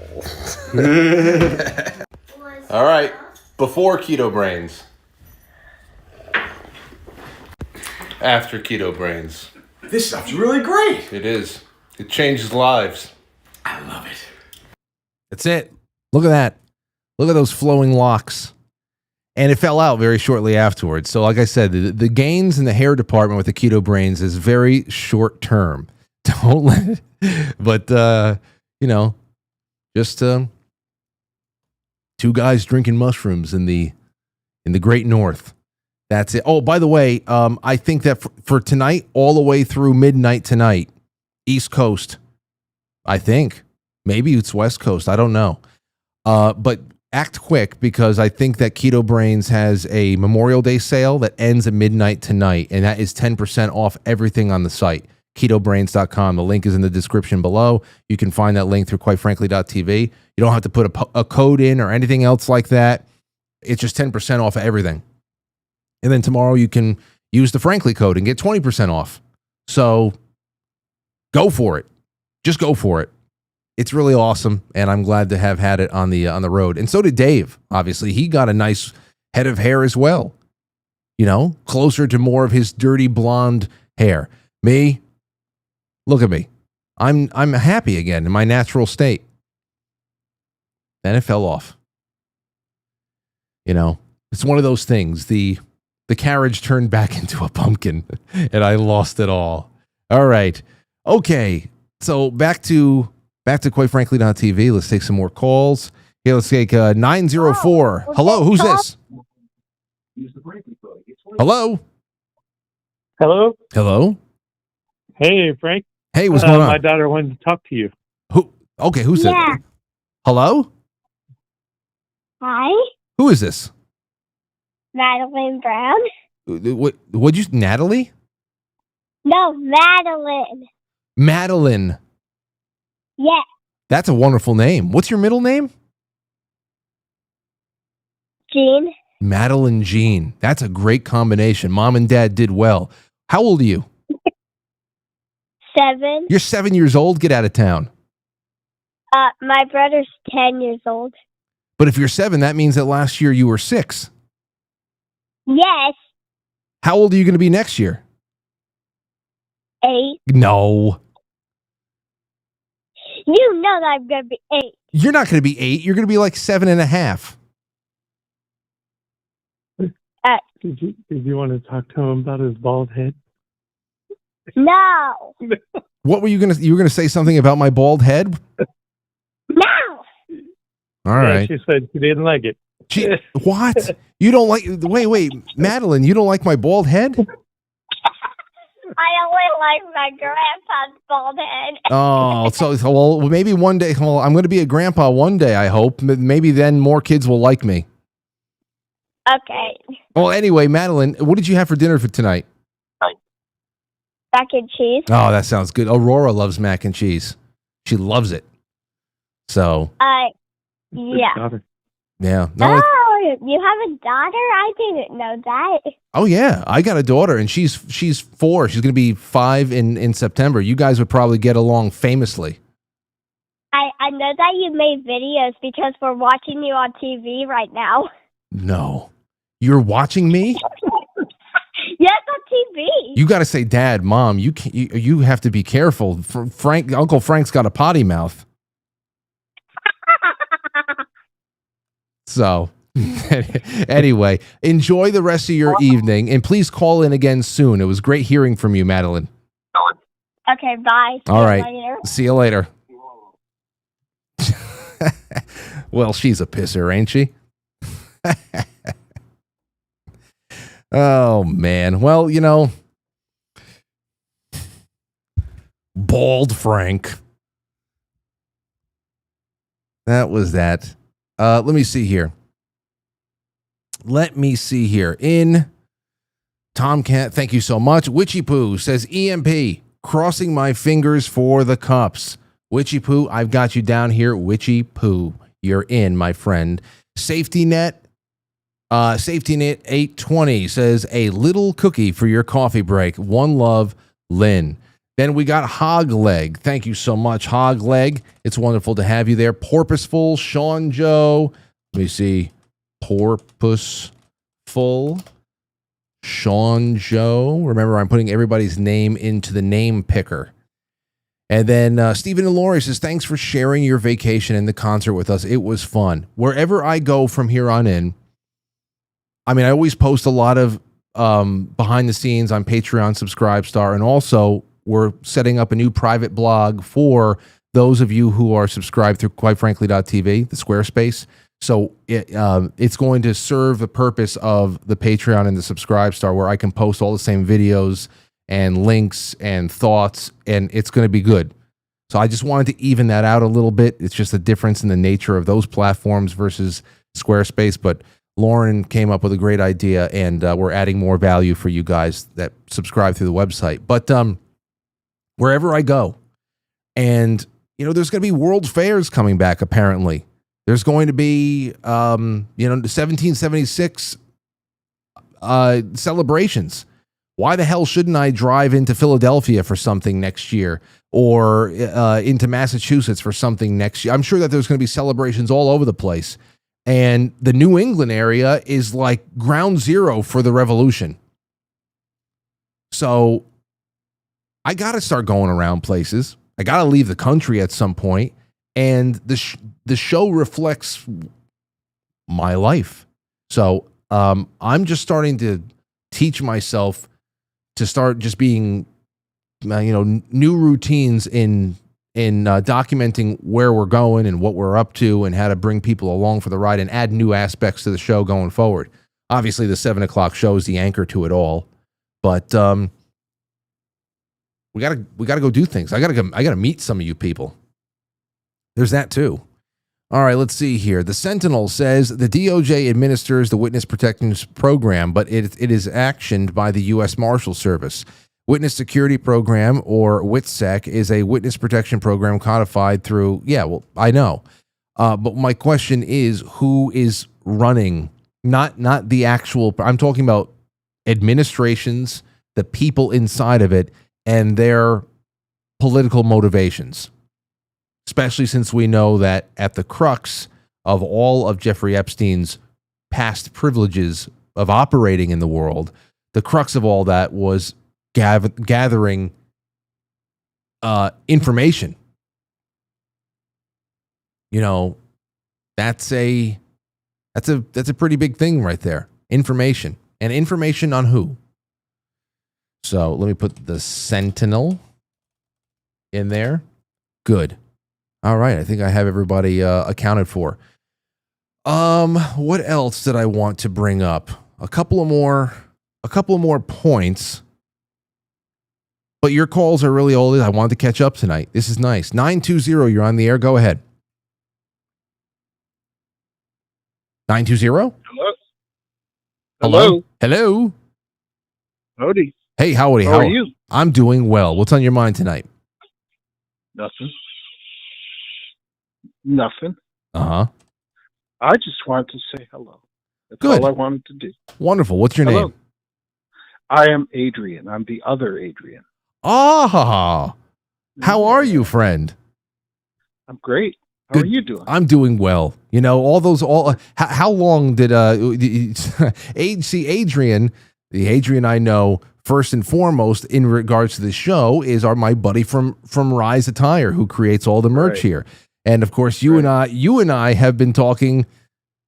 I mean, you've been in the orbit for the show for a while now, but for at least a couple of months of you emailing the show, I would get you mixed up with Adrian from Rise. And it's great to finally talk to you on the phone, sir. So you just want to say hi, huh? Such a bummer. Yeah, that's all I wanted to do is say hello. Well, there you go. Don't you? Everything is working out nice, though. I think so. Yeah, okay. Well, then listen, enjoy the rest of your night. You know the number now. You know it works. You can probably get through if you try, and use it more. Will do. Okay, friend. Have a good one. You're great. All right. Bye-bye. You see that, everybody? Adrian just picked up the phone, and he gave me a call. 914-200-0269. Magavelli says, Epstein's on some extra continent that we can't go to or fly over. The rest of them that disappeared. Beyond the ice wall, you mean? An extra continent that we can't get to or fly over. So then are we talking inner Earth, Magavelli? Grimbold72 says, good to have you back, sir. Great to be back. I love sitting in this chair, and I love being in this room. Even though I don't know, seriously, I know that we're out of the woods right now as far as the plans to have raised this building to the ground and turn it into another pile of residential shit. But there's something weird going on in this building. Management, current management, who I am very friendly with, like Anthony, myself, we have a very warm, cheery relationship with current management. But it seems that we are the only ones who do. And things around us are falling apart. I don't know what the hell's going on. The screaming. Management offices are right above me. They moved from the inner courtyard to right above me a couple of months ago. And the screaming we sometimes hear. The berating of people over telephones. I got the alleyway right out here. I have heard 2 incredible fights transpire between tenants and management. Some tenants fighting with her as they are packing up their U-Haul trucks because they're moving out. I don't know what the hell is going on in this building, but I don't think that the story is over. I don't think that the scheme has been abandoned. And Anthony and I were talking about this in Memorial Day. I was like, whatever the hell it is, we just got to keep an open mind.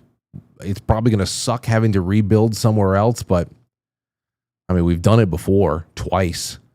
Why the hell can't we do it again? It just seems like something is weird. It's almost as if the building is taking a very pointed and intentionally aggressive stance with everybody in an effort to make absolutely no friends, to make people not want to stay. All of the leases that they're giving people, that they're forcing people into, are 1 year. You can see the writing on the wall, right? But nothing's been posted. No public notices have been posted. Nothing is going on at town. We got moles inside of the town that are going to tell us if anything is posted to the docket there. I don't know. Something weird is happening. I don't know. Let's see. Magavelli says, Frank, I think no matter what the shape or the realm or the planet is, there's more land. Yeah, there could be. There could be. That guy that sailed from Oregon to Hawaii didn't find any on his excursion, though, in his little sailboat. So who the hell knows? Who the hell knows? 914-200-0269. Give me a buzz. It'll be nice to hear from you. Running on Empty says, enjoyed seeing you and Anthony and Metallica. Great seats. Glad to have you back in my living room. It's very cozy to be there. It really is. And that is that's a new tip from Quite Frankly Superchat.com from Streamlabs. And I also, in that respect, I want to say thank you to Xannery and Shotzi, who were the first ones to ever tip on the new Streamlabs account. But for some reason, I couldn't monitor it back then. All right, 612, you're on the air. Go ahead. Hey, Frank, it's Carly. How are you? Carly, good to hear from you again. What's on your mind? I was just thinking about back in the day when I would skip school, class of 99, and my best memory of that is that I was 18 in my senior year, so I wrote myself a note, because back then you could write yourself out once you were an adult. So I wrote a note that on a Friday that said, I'm going on a trip. And then me and my friend took LSD, got in her 87 Cadillac Seville with 2-door with the wood grain on the inside, tripping on acid, rolling around North Minneapolis and the suburbs all day, and really actually tripping on acid. I don't know how we didn't die, but I'll tell you one of the highlights of the day was going through the car wash. You have never truly seen a car wash until you have seen it tripping on LSD. And I don't recommend it now, but if you've done it, you know. And that was probably about 6 hours, and I didn't lie. I felt really good about the fact that I didn't lie, because I did go on a trip. I mean, Not the time I thought. I'm trying to think. I think of all those opportunities and all the years where it would have been, I would have allowed myself a little bit more leeway in trying anything like that have long since gone. But I'm just trying to think about being in that headspace and going into such a chaotic environment like a car wash. That is something else.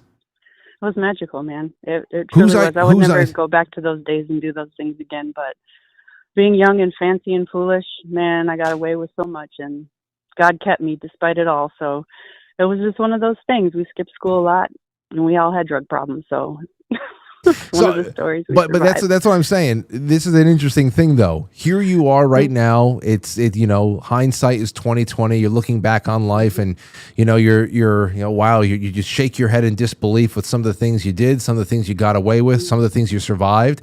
But still, if you can go back and relive that day, you would do it.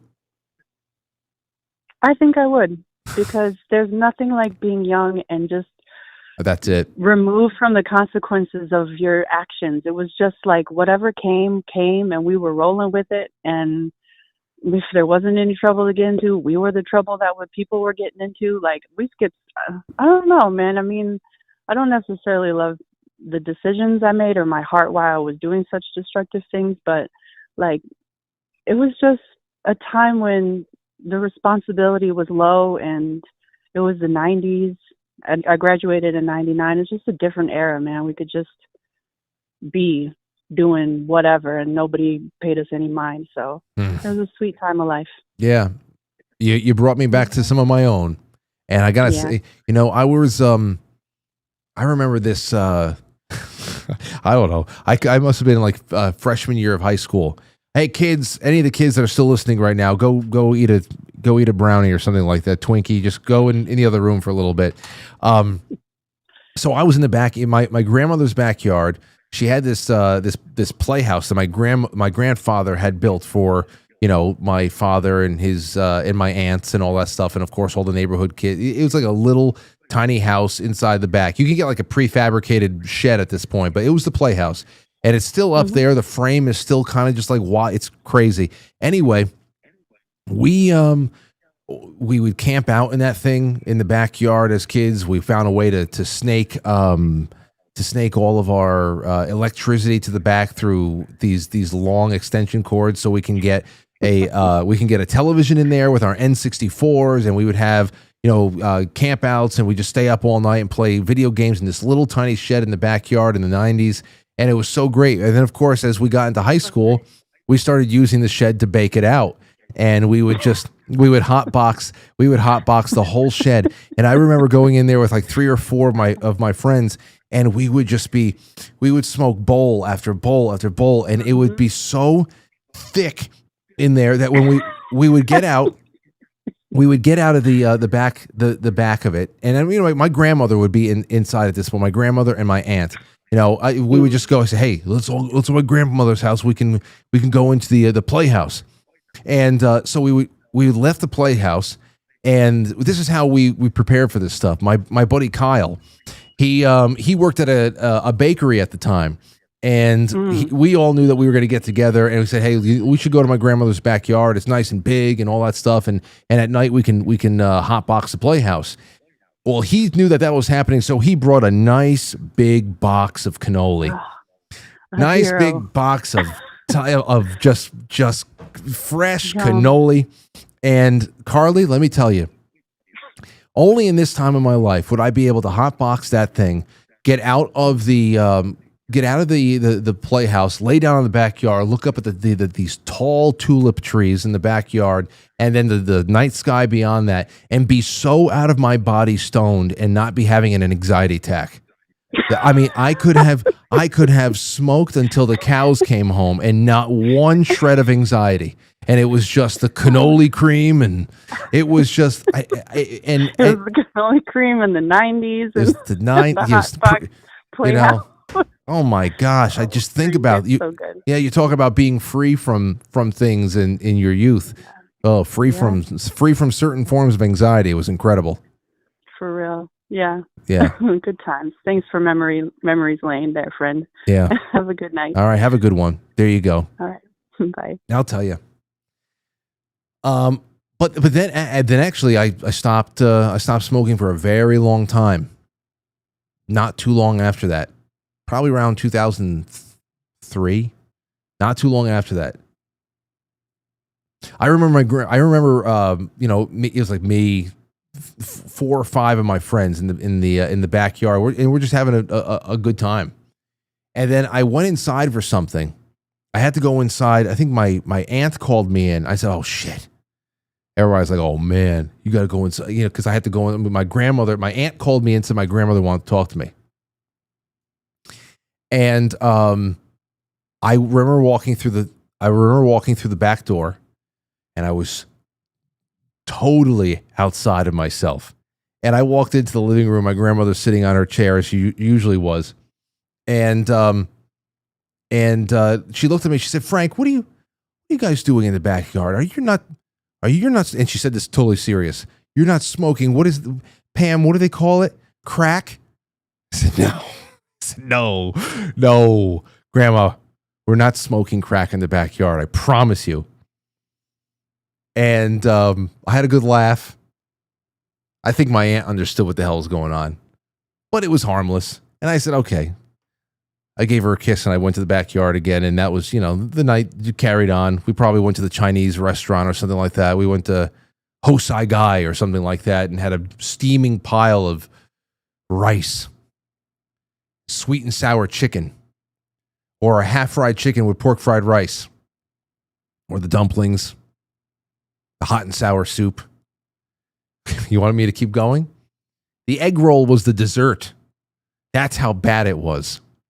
Or the night that I went to Food Emporium and I'm walking around and just picking things up. I said, "Oh, okay. A loaf of potato bread. That's nice. Oh, raspberry honey. That'll do.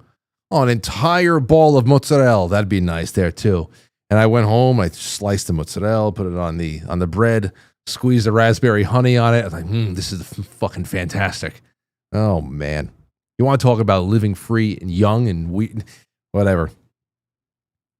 That's all like 25 plus years ago now. That was like yesterday.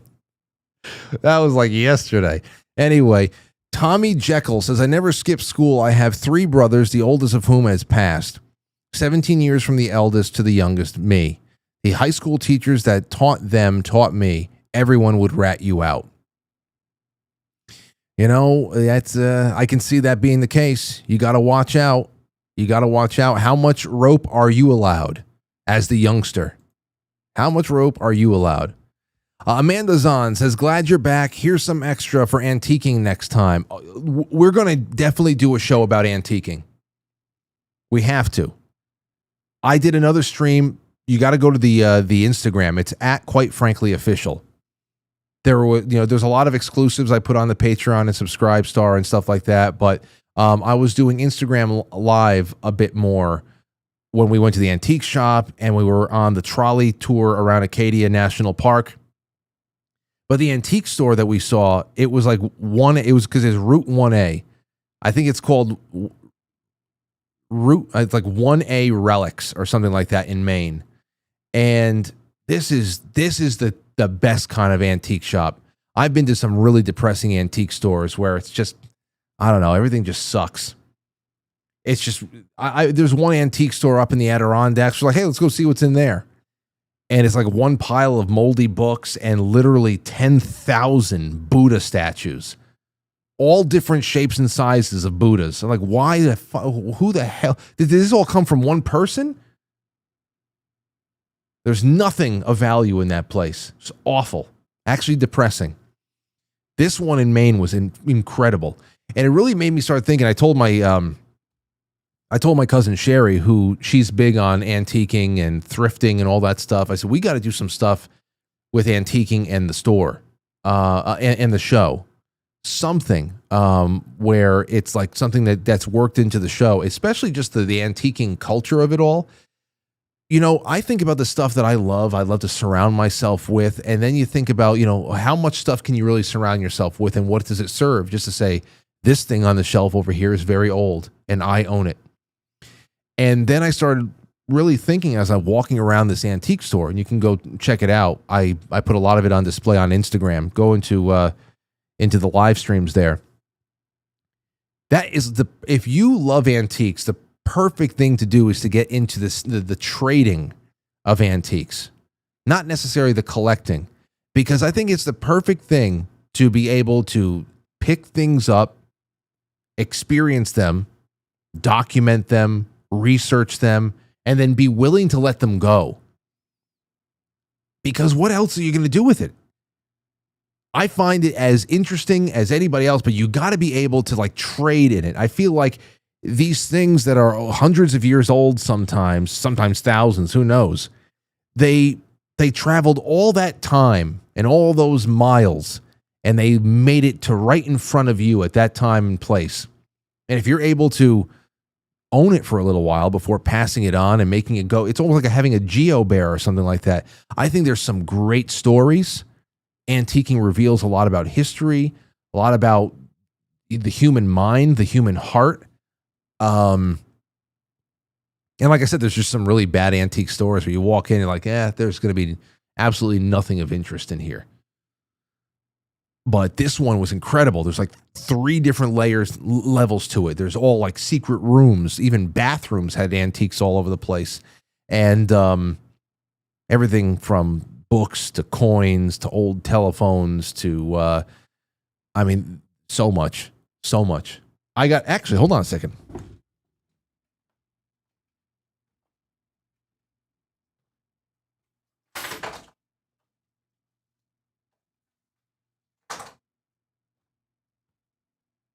Wait a second. I wish when I go back there, if I ever go back there again, I got to make sure that I raise like $1,500, at least $1,500 in cash, just so that I can add a new layer of decoration to this studio or whatever studio we're in at that time, because there are so many things I saw that would have been perfect to add to this place, but they were all worth the prices that they were. Some of them were just a lot. But I found all these posters for like $6 a piece. So I'm going to use these in different places. I want out. Got a Reagan one over here. If we ever forget that we are one nation under God, then we will be a nation gone under. Check this out. Got a little bit of Guns N' Roses. Also appearing, Metallica, Judas Priest, Ozzy Osbourne, Megadeth. I love this. Got that. A little bit of the Doors, a little bit of Chuck Berry, the Paramount Theater, Brooklyn. A little New York Yankees, a little Brooklyn Dodgers, 1955. That's the year that the Dodgers won it. But it doesn't matter. I mean, this one would do well in here somewhere. But the other ones are definitely going into the music room, because that's going to be getting a major redecorating, including paint and everything else. And so, yeah, I mean, I was just surrounded by really awesome stuff, and it was great. We got to talk about antiquing a lot more. So I'll figure that out. Let's see here. Freight Train says, I'm 25 minutes behind, but did you tell the story of the booking debacle? Oh. Yeah, I forgot about that. Listen to this. I got 5 minutes left. I'm not going to really go into details. I've screenshotted the entire thing. I got into a fight with Lilo Brancato yesterday on Memorial Day at like 9 o'clock in the morning. Lilo Brancato from A Bronx Tale, the guy who played Calogero. I thought, I saw a reel of his. He was on another podcast. He's talking about his life and all that stuff. I said, this would be a great guy to talk to. He's got an interesting story. He's been through a lot. Hopefully he's on the other side of all of his problems. He's worked with some very legendary actors, been in, the Bronx Tale, The Sopranos, things I've watched a lot. Anyway, I reach out to him, say, "Hey, you want to? I'm a huge admirer of your work. Would love to have you on the show. We have a studio in Westchester. Would love to have you in. If you want more information on the podcast, I can send you a press kit."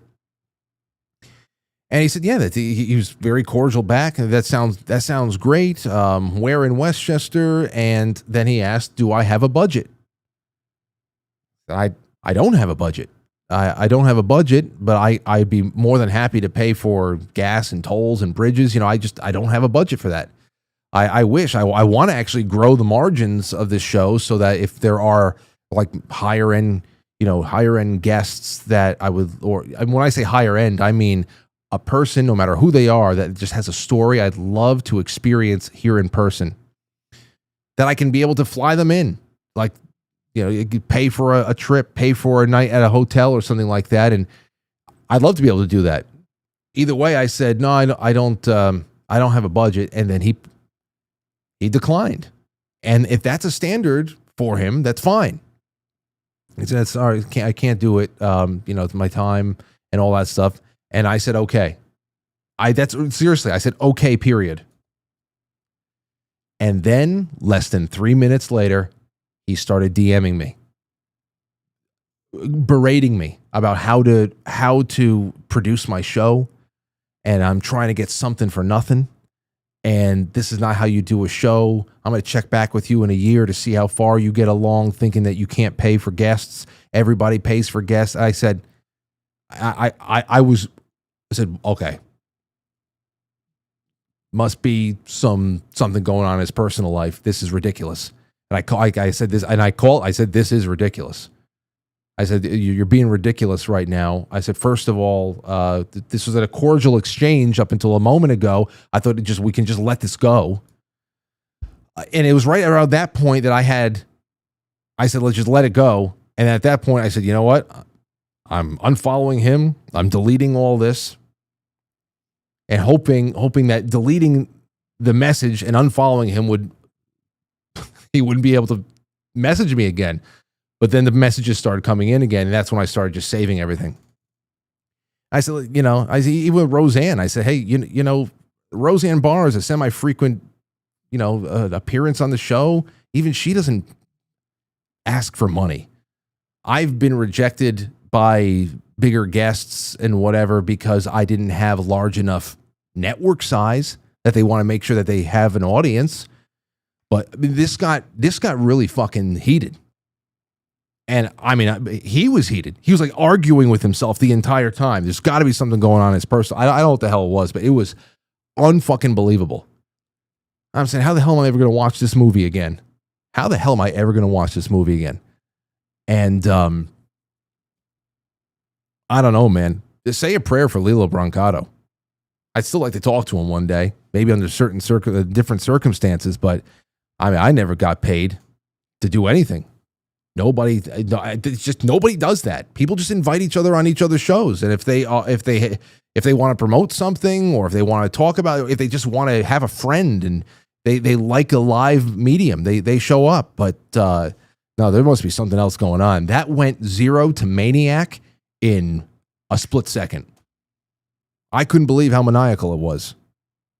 So I was just trying to hold on to dear life there. It's okay. Well, listen, that's that. That has never happened to me before. So I don't know. And the reason why I bring this up is because he told me I have a podcast and I'm going to be mentioning you on the podcast and making sure nobody goes near you. So if you see anybody in the chat room over the course of the next couple of weeks from the Lilo Brancato podcast, welcome them cordially, because first of all, they are going to be watching a well-produced show. And I seriously have not trying to get something for nothing here. I don't know. That was a very surreal way to start Memorial Day, especially because that is just a movie I've watched many dozens of times, many dozens.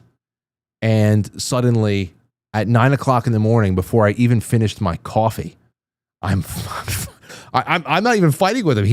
He's fighting in my DMs with himself. It was so strange. So anyway, pray for calmer heads, because that was unbecoming of us all. Let's just do that. All right. Steve Ellis says, I still believe Cash and Dan are good guys. Okay. Well, hey, listen, up until that point, I never had any suspicions. Cash has always been somebody that has spoken straight to the point, seemed like he was willing to go the extra mile. Dan, You know, who knows? Who knows? But they both kind of seem like prisoners. I don't know. Dan more than Cash. Cash kind of has like a different like resting face. But Dan kind of looked like a despondent, like he's managing his facial expressions. I don't know. I don't know. I reserve judgment. We'll see what happens at the end. If there's something to write home about, then we'll do that. All right. Let's see.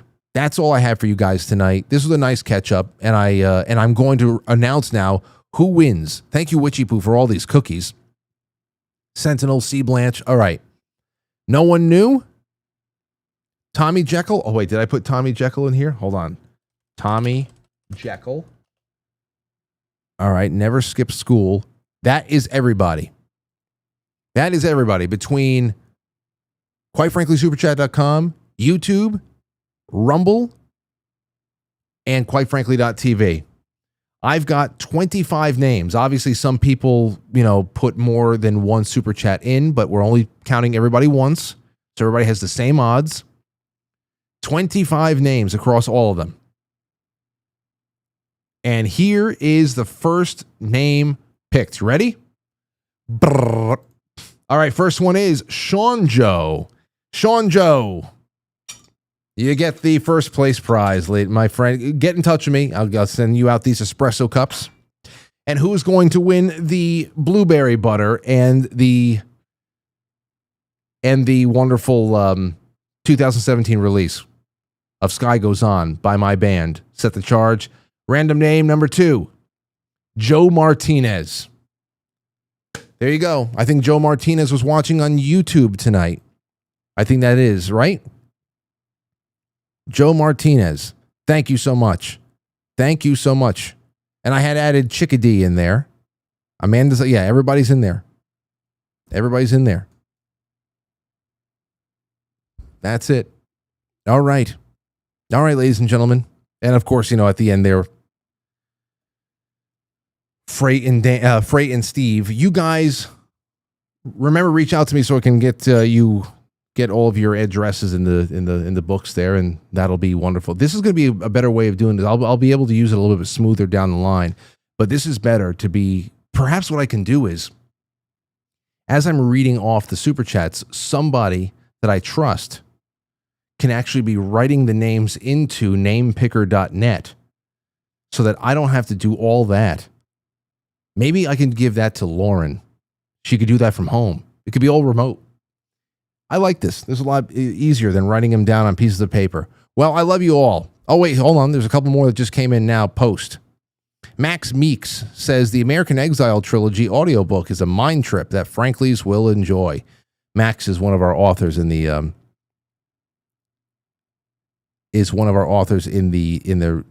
audience. So there you have it. Okay, real quick with Cajun Lady, Sarah, sawed pipes and taunting messages, how a mass escape exposed New Orleans jail security failures. I'm gonna save this for tomorrow, just in the opening. In the opening before Mark comes on, Mark from Michigan. So thank you for this. I'll read about it. That seems nice. We don't have time to go through it now. We're already over. But I appreciate you guys. One and all, I'm going to be releasing the scratching over there on Pilled. And for the rest of you guys, I thank you so much. Tomorrow, 7 o'clock, should be a really fun time. It was great catching up with you. We did a little bit of a lot. And these are good exercises, especially for me. Got to sharpen my knives tonight. All right, guys. Good night. I'll catch you on the flip side. Quite frankly.